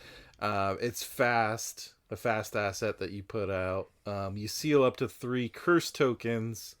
And then when you would reveal a chaos token from the chaos bag, you exhaust Favor of the Moon and resolve one of the curse tokens here instead. So the reason why it's so essential is it's because it's one of the cards that lets you control exactly when a curse token appears, which usually you're kind of at the whim of the bag. And then Favor of the Moon lets you do... Favor of the Sun lets you do the same thing, but with blessed tokens instead of curse tokens. So you could, with the new cards, you could use those to prime the Pokeball. Exactly. Right. Okay. And, Yep. you know, in a build where you're working Paradoxical Covenant, whenever, for instance, a blessed token comes up, if you've got Favor of the Moon out, you can then go, all right, next token is a curse. Boom, auto success, done. Yes, Yeah. and Billy Beyond, it does bear mentioning that the Favor of the Moon also gives you a resource anytime you release one of those curses, because again, it's a curse. It's got to come with an upside. Yeah. So it's also a little drip economy as a bonus there. Yeah, because like when you were talking about the deck building process, I guess I kind of like put the cards into categories. So there's like the bless or curse generation cards, which you're putting in there because they let you throw blesses and curses in the bag. Then there's the cards that give you a benefit from the blesses or curses appearing, which could be one of those cards you talked about, like is kind of what you're trying to do. The Pokeball card is what we're going to call it now. And then there's like these favor cards, which are, I don't know what we would call the category, but like guarantees or like they're ones that token filtering or fixing, right? Right. Yeah, exactly. You got it. Yeah. I like that. They belong in the same category as Olive for because exactly like, and that's why Olive is so key. And that's why the favors are so key. Like getting them in the bag, great. Getting a benefit from them coming out of the bag, great. But if you don't have a way to guarantee that happens at the time you need it to happen, then you're just at the whim of the chaos bag, which is not the place to be as an Arkham player. No. And yet we all end up there eventually, don't we? Yeah. Yep. Exactly. So any other, so Olive is another one I mentioned. Any other glue cards you can think of to kind of, I mean, I suppose there's been a lot of Mystic cards that actually got a taboo boost, if you will. Like Dark Prophecy, I'm thinking. Because that one now you pull 5 tokens out and find a symbol, a non-Elder sign symbol now. Is that correct? Yes. Yeah, I believe so. I'm trying to think of, I mean, those are the main ones to my mind. I'm trying to think if there's any others that kind of fill a similar role. Because there's a third step I want to add here, but I don't want to gloss over any other glue cards that we're missing. Yeah, I think those are kind of the big ones because they're the neutral ones. I would say that I guess Dawn Star is one that I really like, but that is specific to curse. So yeah, okay. Well, I mean, let me just talk about it then. So the third step, I guess now fourth, because Ian added a second that I should have had in there. So now the fourth step is that if you're playing curse, you do have to ask yourself the question, okay, how am I going to mitigate curse bombing in on my tests? Yep. Yep. Because ideally, you know, you'll get up high enough and just kind of be able to tank a curse now and then. But it does happen where like 2 or 3 come out, like shit happens. So the last little category there for me is curse mitigation cards. Some of my favorites would be Fae, which is the level 1 Seeker skill card. It's got 2 wilds and a willpower. And if a curse token is revealed during the skill test, you may return Fae to your hand when this test ends. So, in so much as you can guarantee a curse token is going to come out in the ways that you can do that, committing this to that test cancels that curse token modifier. It gives you 1 over it if you're doing something in willpower, and then returns to your hand, and you get to do it all over again later on.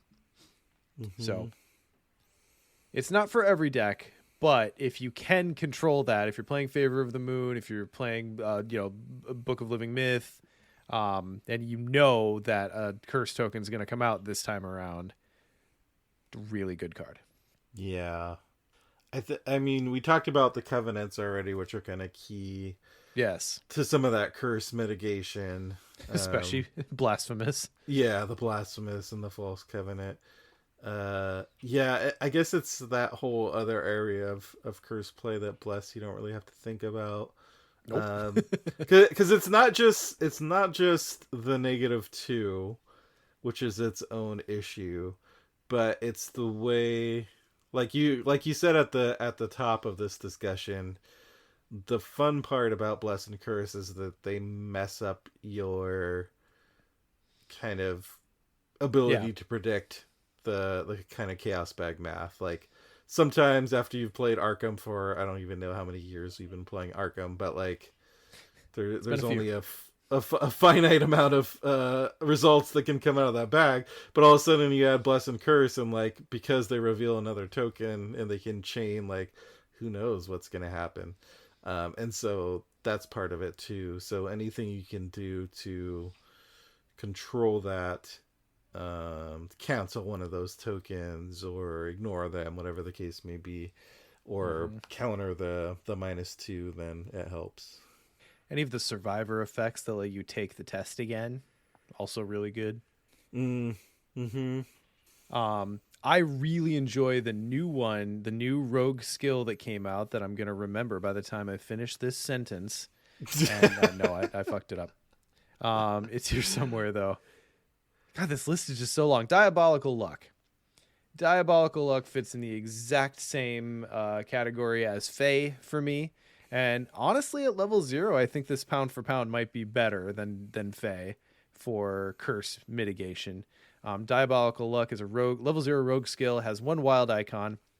When you reveal a curse token during a skill test you are performing, you may commit Diabolical Luck to that skill test from your hand. If you do, it gains 3 wild tokens.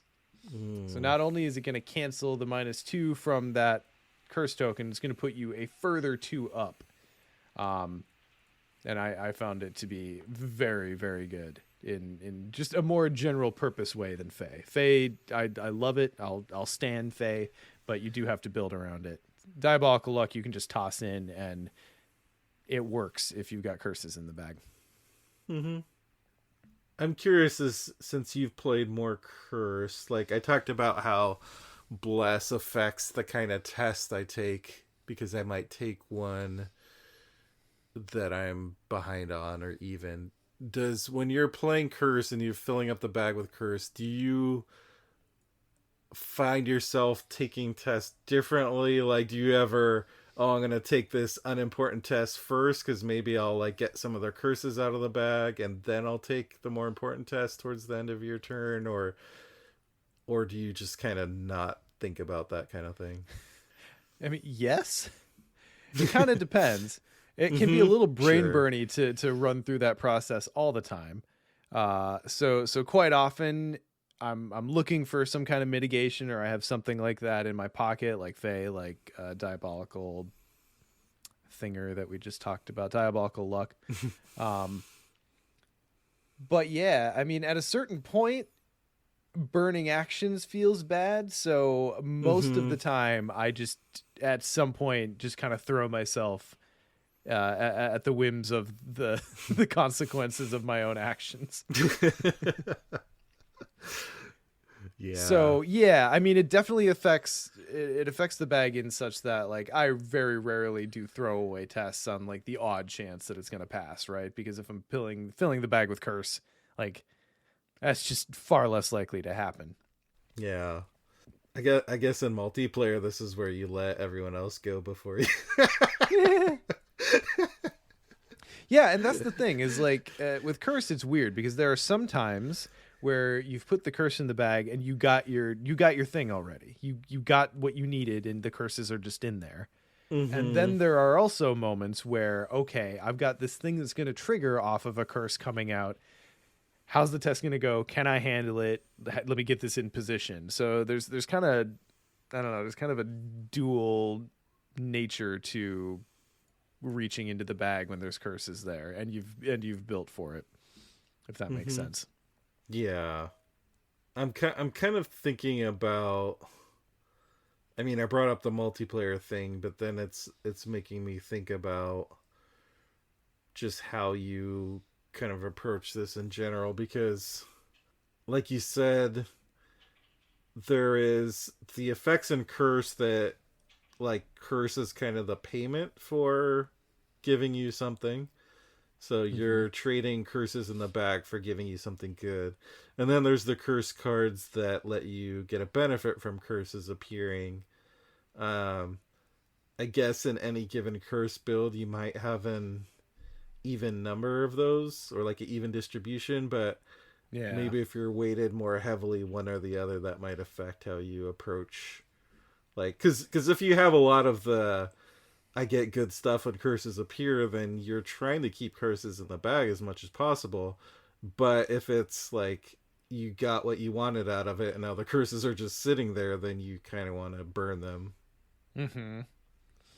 Yeah, and that's that exact reason is why I think Favor of the Moon is so clutch in curse builds, because in either situation, it's the solution for you. If you've put a bunch of curses in there and you kind of aren't really excited to see them, you get to pull 3 of them out for 1 cost fast and just sit on them until you're ready to do something with them. Such a good card. Yeah. So, like, the favors are, like, so key that you pretty much are hard mulliganing for them, right? In a Blessed Curse build. I mean, in most of them, probably. Pro tip for anyone about to play Kohaku through Hemlock, there's a location that you get to see a few times that lets you pull a tome out of your deck. Go get the Book of Living Myth every time.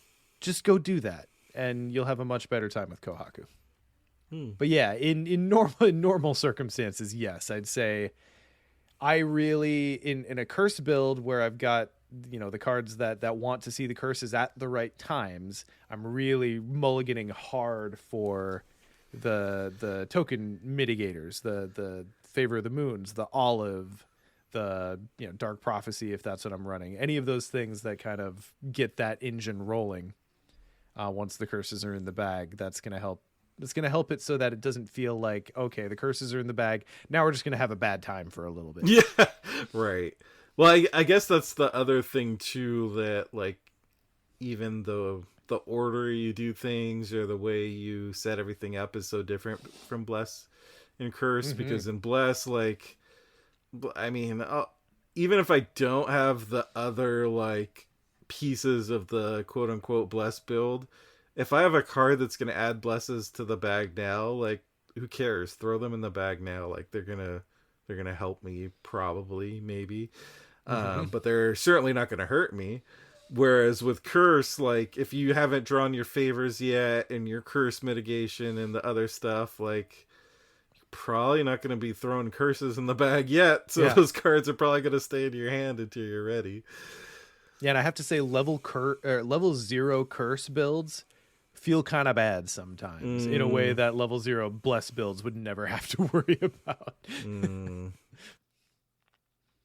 Like, because you got to get your covenant. I mean, in the thick of it is really important, I think, because, like, that's your covenant and a single copy of Favor of the Moon, and that's at least workable out of the gate.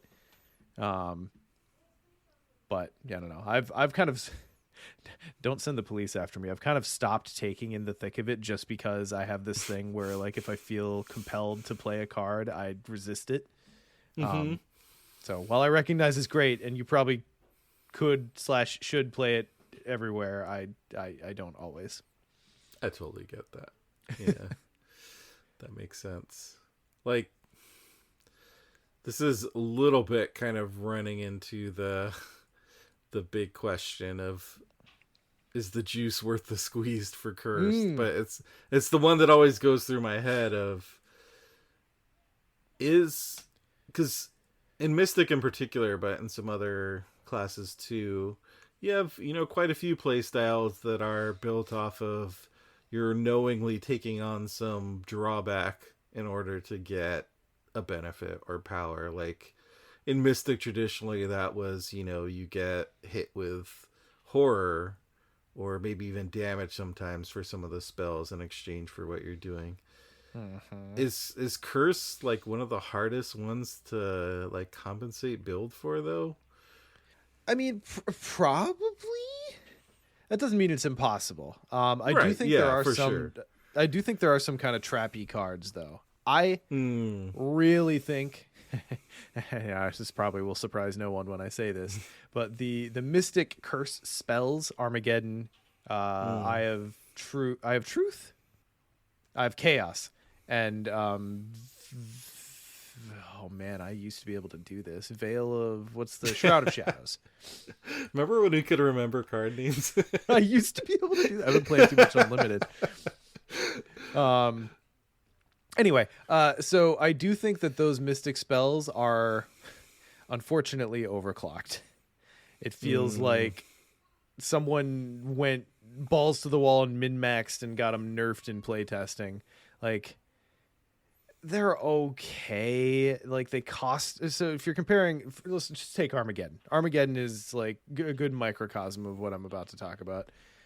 Comparing that to Shriveling, Armageddon costs one more, has one fewer charge.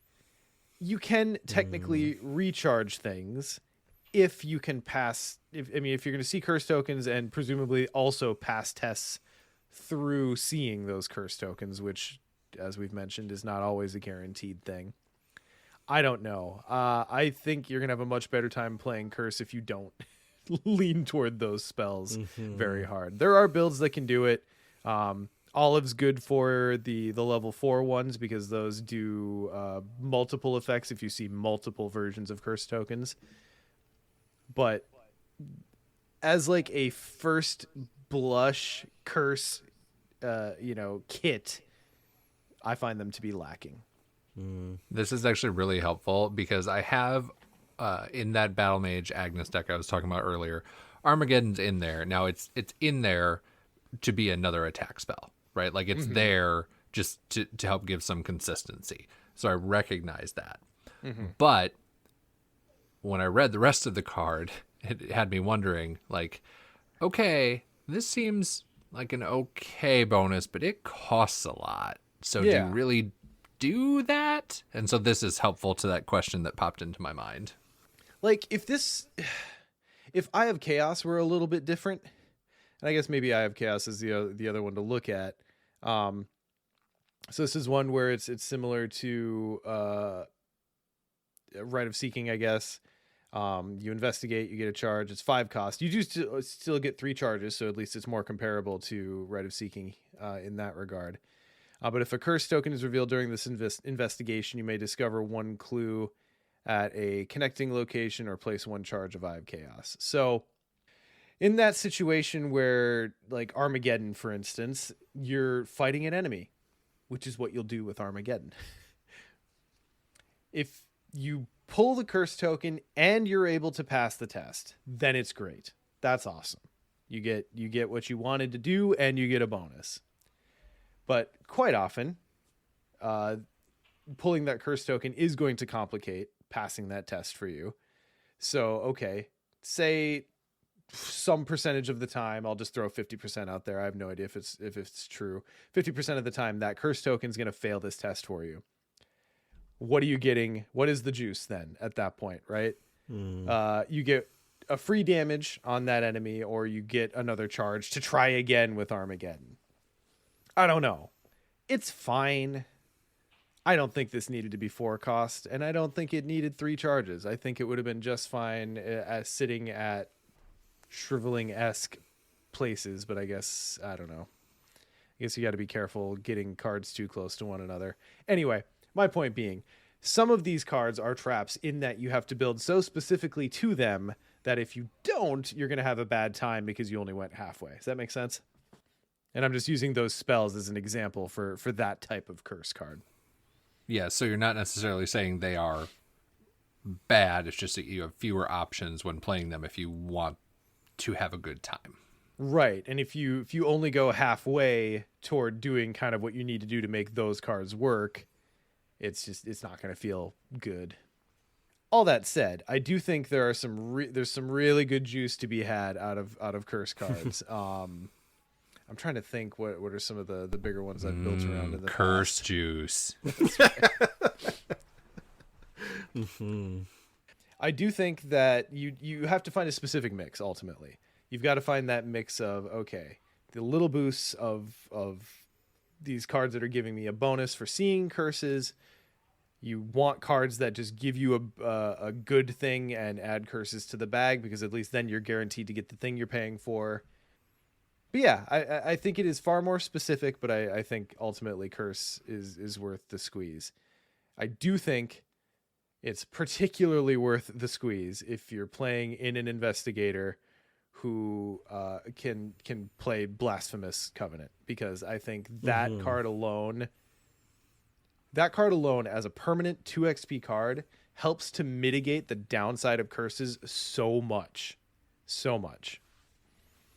Because it's usually only like one test per turn that like will get fucked up by curses. Sometimes it'll get more intense than that, but like once per turn you can course correct a curse token that was going to be a problem, and that makes so much of the downside go away.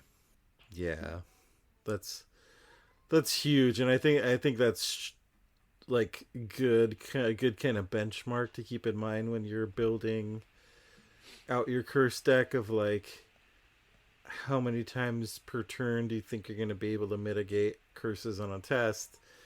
Like you said, it's probably going to be 1 time per round. And then you also kind of have to think about like building up towards the end of a scenario. Usually that's when you're like taking on a boss or something, and you're often taking like 3 crucial tests in a row. Yeah. And then that's kind of when you need to like think about pacing out your deck, and like other than the covenants, if you have some of those skills or some of those events that like mitigate curses, maybe you need to think about like holding on to those for those tests that really matter towards the end. And you have to think about it more carefully than you do with Bless, obviously. But it's totally doable. And, depending on what cards you're running that are putting curses in, as you round the corner on the scenario and kind of like get into the home stretch, you can decide to kind of let the gas off, adding more curses to the bag, just knowing that, okay, more important tests are about to start coming up. Unless you're doing one of the things that, like Gaze of Oroxish or whatever that one's called, where like it's a big hit and you want all the curses in the bag. So there's a significant amount of meta strategy that goes with playing curse decks that I understand why people get a little bit scared of them. I think the other thing I wanted to talk about are the few actual Blurse cards that we have, like very specifically the cards that do both. We had a few even before Kohaku came out, though obviously he's like the big one.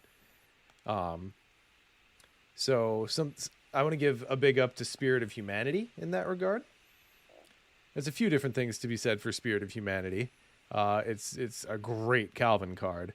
But outside of Calvin, if you're just using it for curses, in a Blurse deck, this is wonderful. Because you can just crank this both ways, alternate every turn, add 2 Bless one turn, add 2 Curse next turn, and it is a net neutral effect to your health and sanity. and just 2 cost arcane slot, boom, boom, boom, boom. It helps keep the bag so full for a Blurse build. If you find yourself struggling with that and you have access to Spirit of Humanity, I would highly consider it. Oh, here's another one. Okay, here's the big debate. Tempt Fate. YN. I mean, if you're going for Blur specifically, then yeah, I think that would be a go-to card for sure. There are people who argue way farther down the path for Tempt Fate.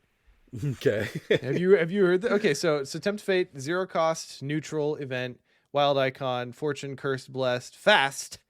Play during any squiggly boy window. Add 3 curse tokens to the chaos bag, then add 3 blessed tokens to the chaos bag and draw a card. So it is a free fast cantrip, and that is why people argue for it. And they would say, okay, well, you can put 2 copies of this in and have a 28 card deck, even if you're not doing heavy blessed curse stuff. Sure. And then, statistically the blesses and curses even out and it's like net neutral, which is fucking bullshit. If anyone's trying to tell you that, they are lying and they don't know. They may not know it, but like, we live anecdotally. You are going to pull those curses at bad times and blesses when you don't need them. Yeah, it's been shown if you look at the quadratic integer of the average to the mean. Yeah, If you don't bring logarithms into this shit. Deck thinning argument, totally fair. Get that.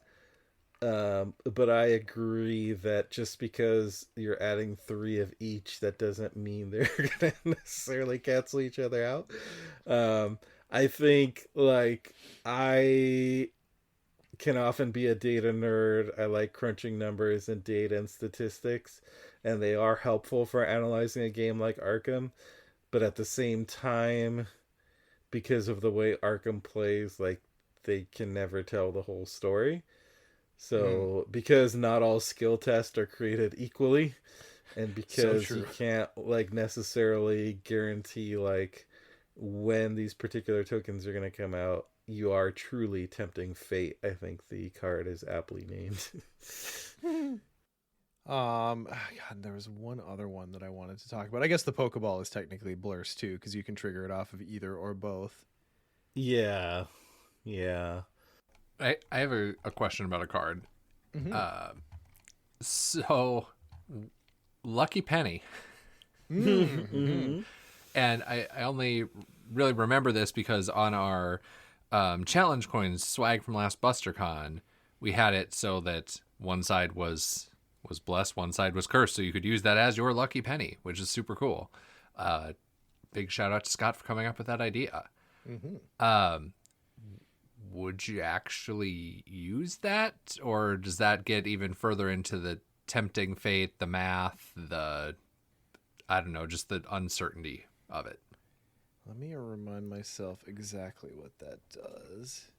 Is it just called Lucky Penny? It's Lucky Penny, Omen of Misfortune. How does the alphabet work? Yeah, go ahead. Well, it's lucky in air quotes, so it's at the front of the list. So the quotes put it up in front. Yeah. So it's rogue, asset, accessory, item, charm, curse, 2 costs, 2 XP. It is exceptional, so then more expensive, but forced, when you reveal a bless or curse token during a skill test you are performing, flip a coin, preferably a Mythos Buster challenge coin. On a heads, treat that token as a bless token. On a tails, treat that token as a curse token. If you treat a bless token as a curse token as a result of this effect, draw 1 card. Yeah, so I think this is a generally really good card because sometimes it'll just negate a curse. I think it's better in decks where you have some kicker effect, at least occasionally, on drawing a curse token, because you're then losing a bless, getting a curse, getting a card, and getting whatever else. Sure. You might get off of that. Okay. Yeah, I think the other potential use case is, like, even though it has both bless and curse on this, is you're just straight up playing a curse deck, and then this, again, talking about statistics and probability here, half the time the one of those curses will turn into a bless instead. And if it doesn't, like, it's going to be a curse anyway. So you're fine. Trying to think, the Eye of the Djinn is the one that actually kind of combos kind of well with Lucky Penny specifically, right? Yeah, that's the one when you initiate a skill test, you exhaust it, you set your base skill value to 5, and if a bless token is revealed, you ready it. If a curse token is revealed, you can take an additional action this turn. Yeah, okay. So if you draw a bless, make it a curse, and it fails your test, you get a card and you get another action to redo the test. So like it's kind of a cool, multi-levels of fuckery, but Yeah, for sure. I mean, honestly, it's stuff like that I love about Bless and Curse as a mechanic. Like just kind of finding that mix of kicker effects that that you have access to in the investigator you want to play it in, and that make pulling the tokens that you've put in the bag fun events for you. Like, yeah, that's a particular build that I've always wanted to try but have never got around to it. So maybe I'll put that on a list of exploring soon, like Lucky Penny, Eye of the Djinn. Every time I go to do it, I remind myself that here I am doing a thing that I told myself I shouldn't do, and building around cards that are limit 1 per deck. Yeah. I've been hurt before so many times. And it's a lesson I'm pretty confident I will never learn. Like, it's limit 1 per deck. That means it has to be important. One of the interesting ones that I think I've taken it before, but I haven't used it often, is Tides of Fate in Mystic. Mm-hmm. It's not really a Blurse card because of the very nature of the way it works. It swings the bag in one way and then the other. So this is a Mystic event where it's fast. It can be played during any Zappy Boy window, or at the start of the round. And it replaces all curse tokens with bless tokens. But then at the end of the round, all bless tokens get replaced with curse tokens. So this feels like that what I was talking about earlier, where like you're getting towards the end of the scenario and like, okay, we actually need to hit all these tests against a boss. Let's turn it all bless. But are there other uses for this that you've found? Well, I can't say I've run this card a lot. This is the kind of card that like goes in the majority of builds, and then it's like card 35 that gets cut, Sure. Like, yep. But the other thing I could think of is if you're running Bless primarily and you need to flip to Curse, you could do it with this. I don't know why you would need to do that, but yeah. You could replace very few Curse tokens, and then all of your Bless tokens become Curse. Yeah, I don't know. It's one of those ones that I always want to work, because like it's a really cool little thing to be like, oh hey, by the way, guys, yeah, we don't have to worry about curses this turn. You're welcome. But yeah, then next turn you do. So it's just such a temporary solution. I always end up going like, it's too marginal.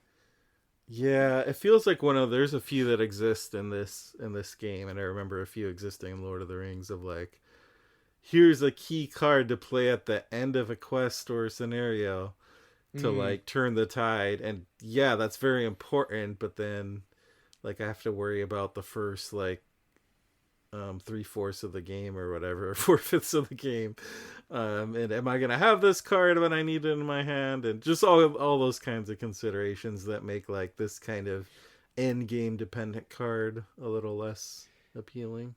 Yeah, it's one of those cards where you read it and you can kind of envision the moment. You can kind of envision the moment you want to play it, but then you kind of step back and realize that moment is kind of like so specific that I don't know. I'd love to be proven wrong. Has anyone gotten really good play out of Tides of Fate? Call Mythos Busters Hotline 203-493-6984. There it is. I guess this could go on Scott's grief deck specifically if someone is playing like a Sister Mary Bless deck, and then you just turn it all to curses at the end of the round. Oh my god. No, in the troll deck, you would fill the bag with blesses for your turn, and then play this at the end of your turn. And turn them all to curses so no one else gets to use them.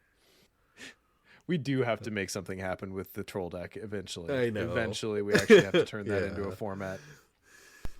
I have thoughts on that. I thought you might. All right, cool. Well, like as I said, I haven't had a chance to play Hemlock as much as I would like, and I'm very much looking forward to it in the future.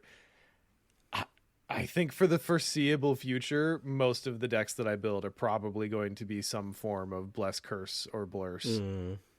Because there's so many damn cards now. It's so cool to have 2 full campaigns worth to throw at this mechanic. Agreed. We got upgrades on shit. Like Blessed Blade 4 came out. Like, so many good things. Okay. Real quick, the last mention I want to throw out is to Dawnstar. Dawnstar fits very much in that curse mitigation category that we were talking about. So it's a level 1 cost neutral event, wild icon, fast, play after revealing chaos tokens during a skill test at your location. So important. Ignore the modifiers of each curse token revealed during this test. For each curse token revealed, deal 1 damage to an enemy at your location. So good. It's reactive, so you don't have to decide to play this until after the curse tokens are revealed, and either like you determine that enough were revealed to do significant damage, or I'm about to fail this test and turning off the curse tokens would make the difference. Really, really good card. I'm loving all of the options that we have for curse mitigation now. It's going to be an even more fun mechanic to explore. Yeah, there was definitely one that jumped out to me when I was looking through the Hemlock cards. It's also fun because its trait is actually blessed, but what it's doing is kind of interacting with the curses. Also, someone get me that art on a playmat, please, and thank you. I love my caster chicks. I've heard that. Any final mentions from you guys? Nothing more from me.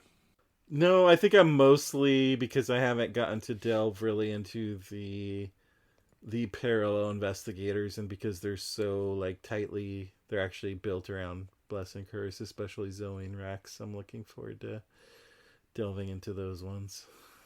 Is that going to be the next thing you build? I don't know. I feel like we've talked in about in the chamber. I feel like we've talked about 4 or 5 builds that I want to immediately build now, so got a little bit of a problem there, but we'll see. Too true.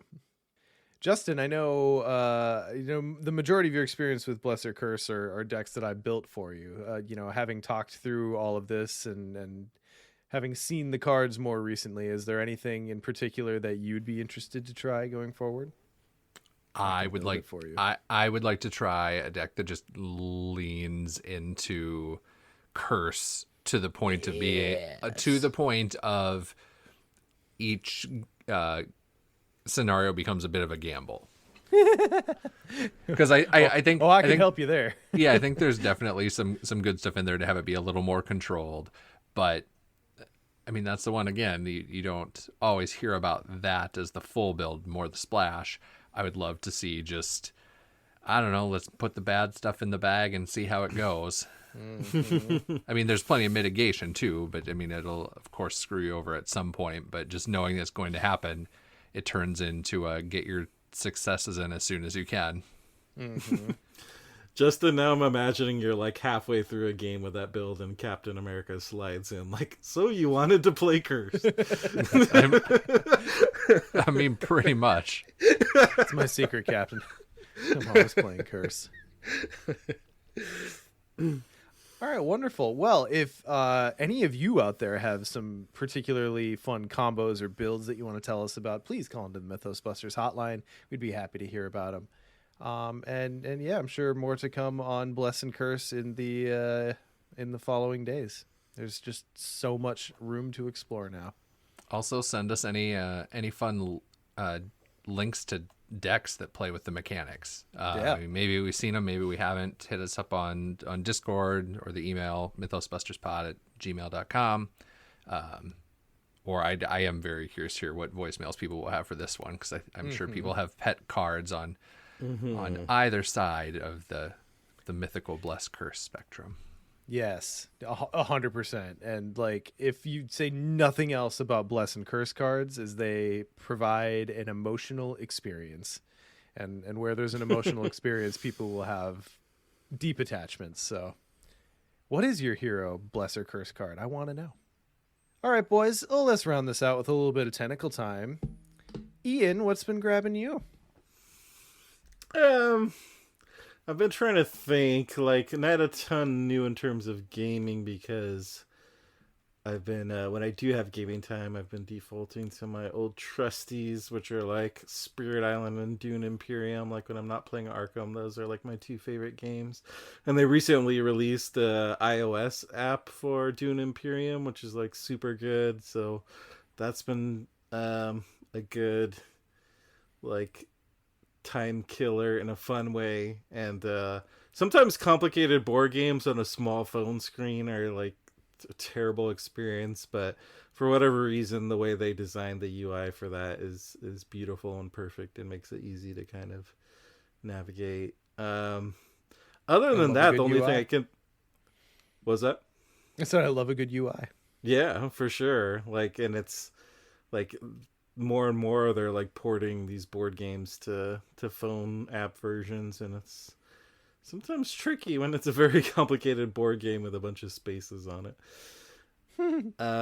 The only other big thing I can think of is I've been watching through the new Fallout TV show. I'm on the final episode now. No spoilers for me, because I know people are still watching through it, but been super enjoying that. I think they really nailed the feel of Fallout, which is... I was kind of worried when I first heard they were doing a Fallout show that it was gonna not have the right tone, because I feel like a lot of whenever there's like post-apocalyptic TV shows these days, it's always like, let's make this very serious, like, gritty TV show pondering the nature of humanity, which is fine, but like, I feel like I've gotten that from like 10 different shows now. Whereas Fallout has always been, as a video game, especially the newer games, have had this like more kind of over the top tone, and I feel like the TV show has kind of really nailed that. So it needs Fallout needs camp. Yes, is what it needs. Yeah, exactly. Like that's I have not been watching it, Ian, so this is good to hear. I was very curious about if they would get that, because it's just way too easy to make it grimdark, and Fallout needs camp.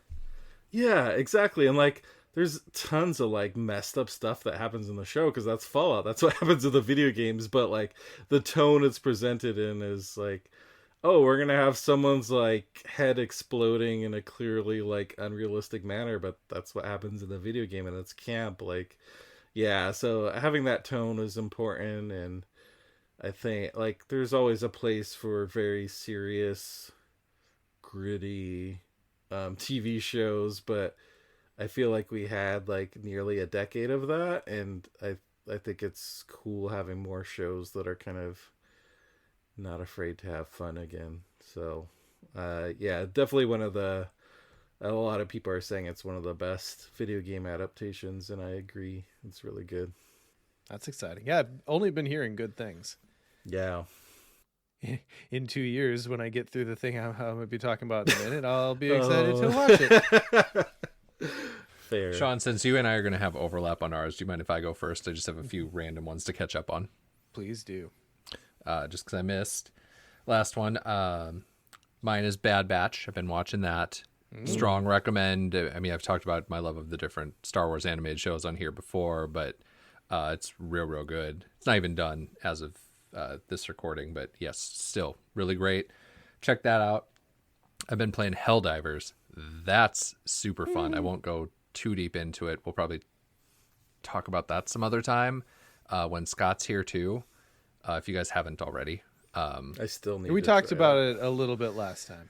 Okay, well, we'll need to talk about it again because the developers are on their A+ game. Yes. So I've been doing that.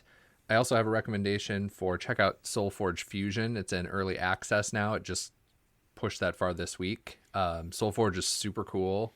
And it does a lot of, I think, what I want Keyforge to continue to do, but it doesn't do at the moment, where it's a little more constrained instead of just my deck barfed on the table and now cards are everywhere.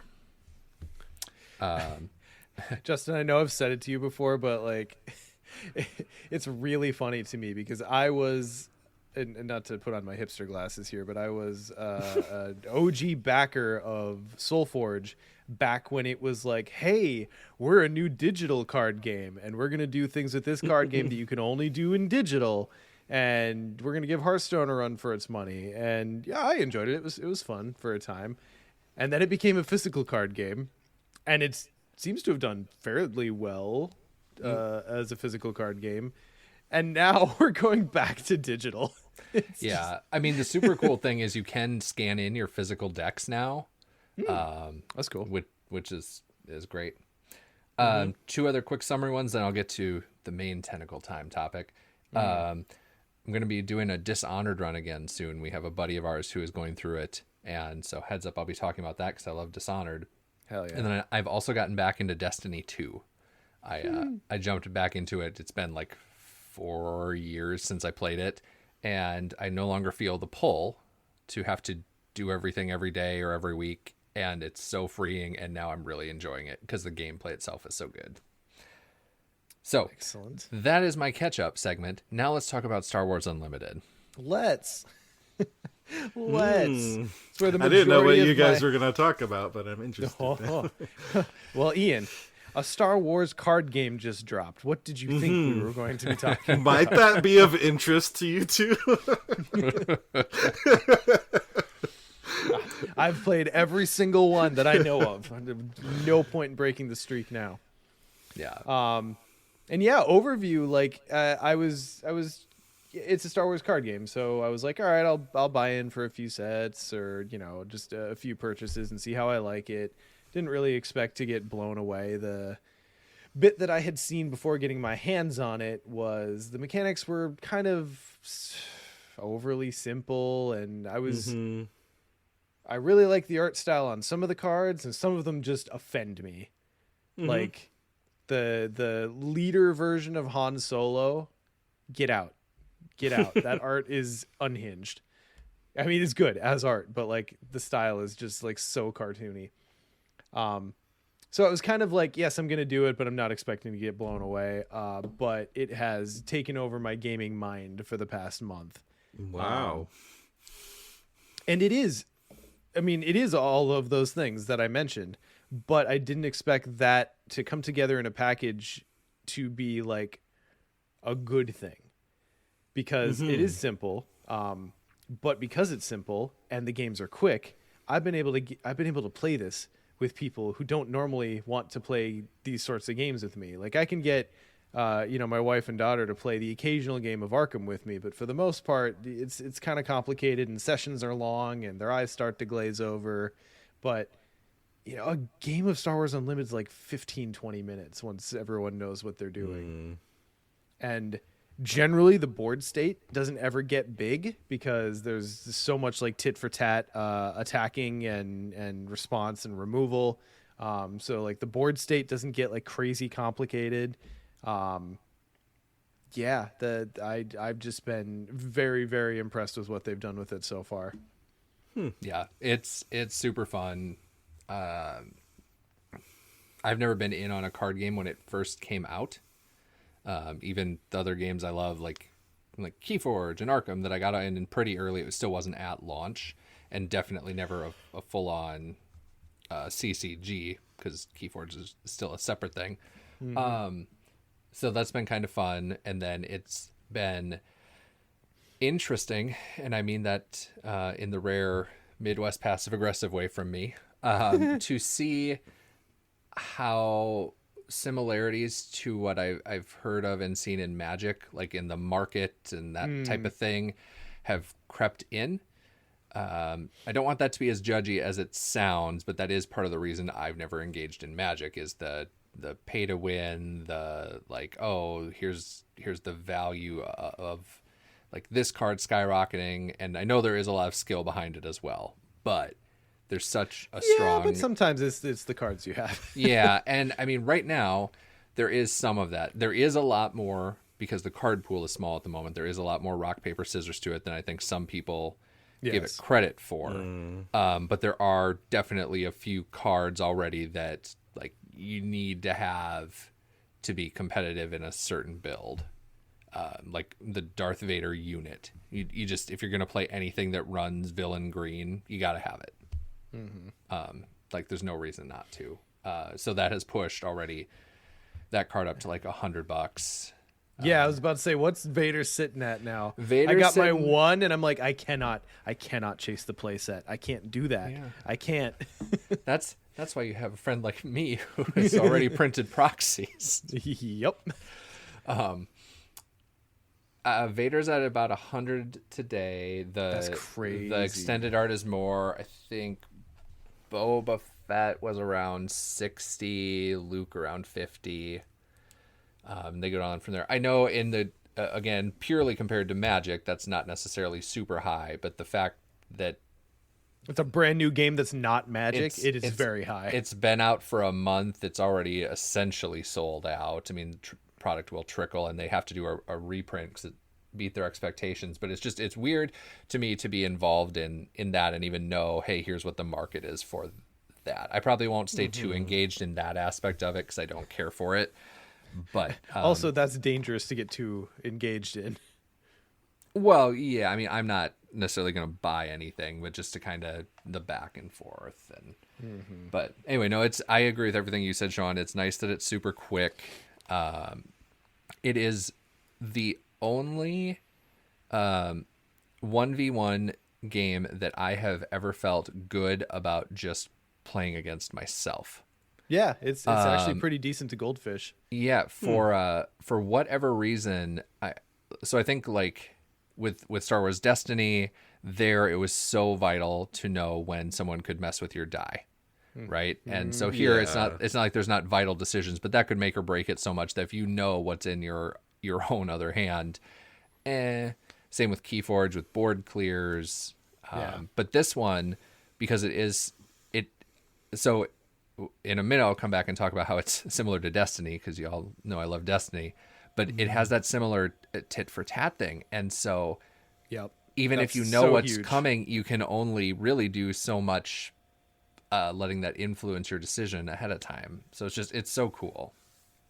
Yeah, so that action for action gameplay structure is one of the main things that, I mean, I already knew I really liked that because I really liked that in Destiny, but I didn't anticipate moving to a pure card game how much of a difference that would make and how much more I would like it than Magic. Because, look, I'm sorry, I'm going to be crude for a second here. Sometimes when you play Magic or any other competitive card game where everyone takes their full turn at a time and like there's combos that go off, sometimes it just feels like you're masturbating in front of each other and whoever finishes first wins. Like it's just a thing, and especially with people who have the brain to come up with those degenerate decks that can like one turn combo if they get the right cards, and you don't even get to play. It's not fun.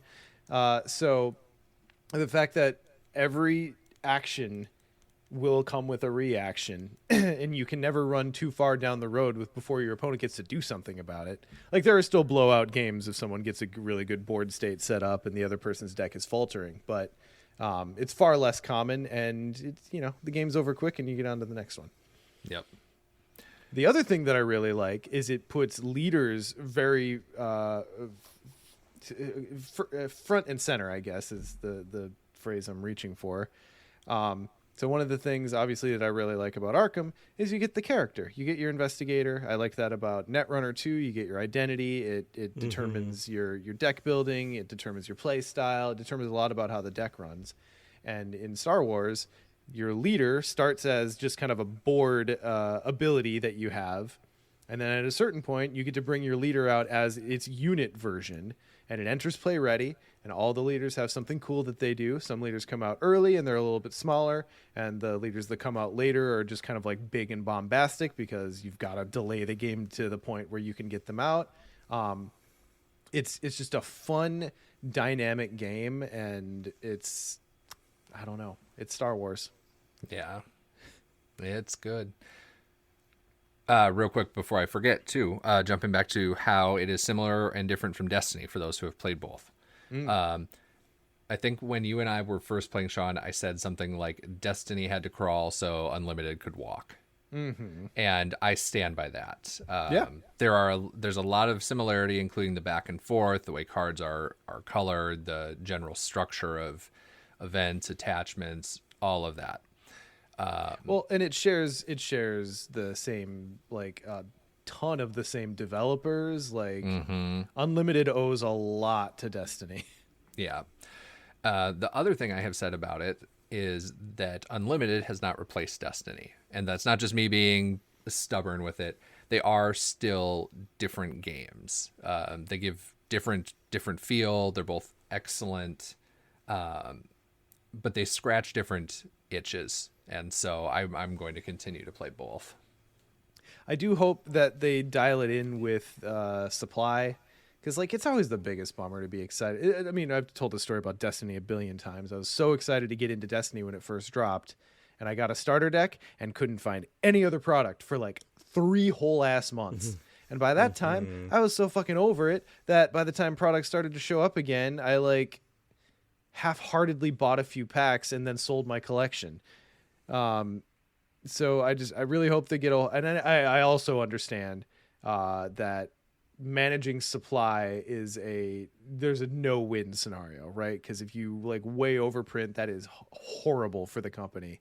So it's tough, but it's also just a big bummer. So I hope they get a hold of supply and we can like easily find packs out there, because this we Justin and I played a sealed. We found some packs and were able to play a sealed little event with 4 people. That was fun.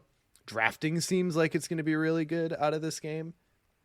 And then, Ian, have you heard about the Twin Suns format? Yeah, I have. I haven't like looked into how it's played, but that's the thing that appeals to me, I think. Yeah, so it's their multiplayer format, and they're really reaching for a similar energy to like Commander in Magic. You get to pick 2 leaders, and it's a singleton format with a bigger deck size, and then it's also got a couple of extra turn tokens to even out the player turns. That's the only mode I've yet to try. Really excited about that.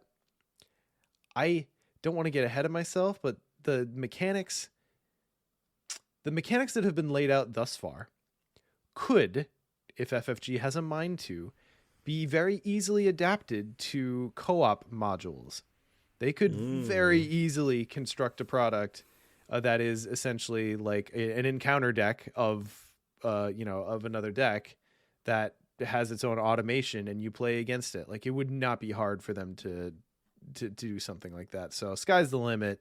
I'm far more excited about Unlimited than I thought I would be. So, Same. Yeah. Real quick, speaking of sky's the limit, that's the limit on that deck I told you about that is mostly events. Okay. I'm being cocky about it because I'm seeing more people talk about it online.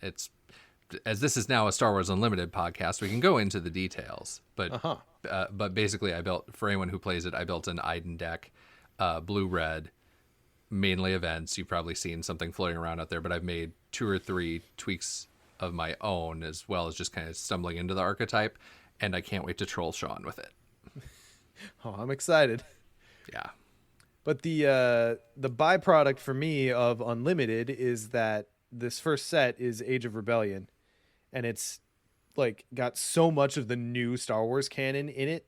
So it's basically based between end of episode 3 through the end of episode 4 with splashes of things from the rest of the saga in it.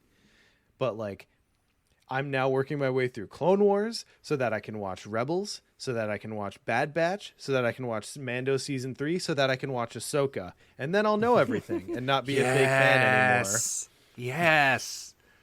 You So- know how happy I am about this, and how much I want everyone to watch the animated series. So Yeah, so I mean, I've been working my way through it. I decided, there's a lot of people out there who have like watch orders and whatever. I was just like, fuck it, it's Star Wars. It's out of order. I'll just watch it in release order, so that I understand like the production context a little bit too, ideally. So I understand why people say the early part of Clone Wars is rough. I don't know if I would use the word rough. I would just say kind of forgettable in a lot of cases. It was cool to have on in the background. I do think that Star Wars in particular works pretty well with like the adventure of the day format, because that's kind of like what it was based on to begin with. But those first 2 seasons didn't have a whole lot of memorable events.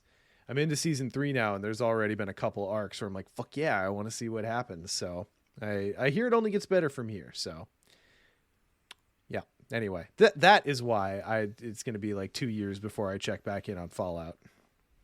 I have a whole thesis to do on Star Wars. I get it. There's so many shows I have in the queue now. I know. I never thought that I'd be upset at how much good television there is to consume. Mm-hmm. But I am very upset. I need at least 36 more hours every day. Yeah, at least.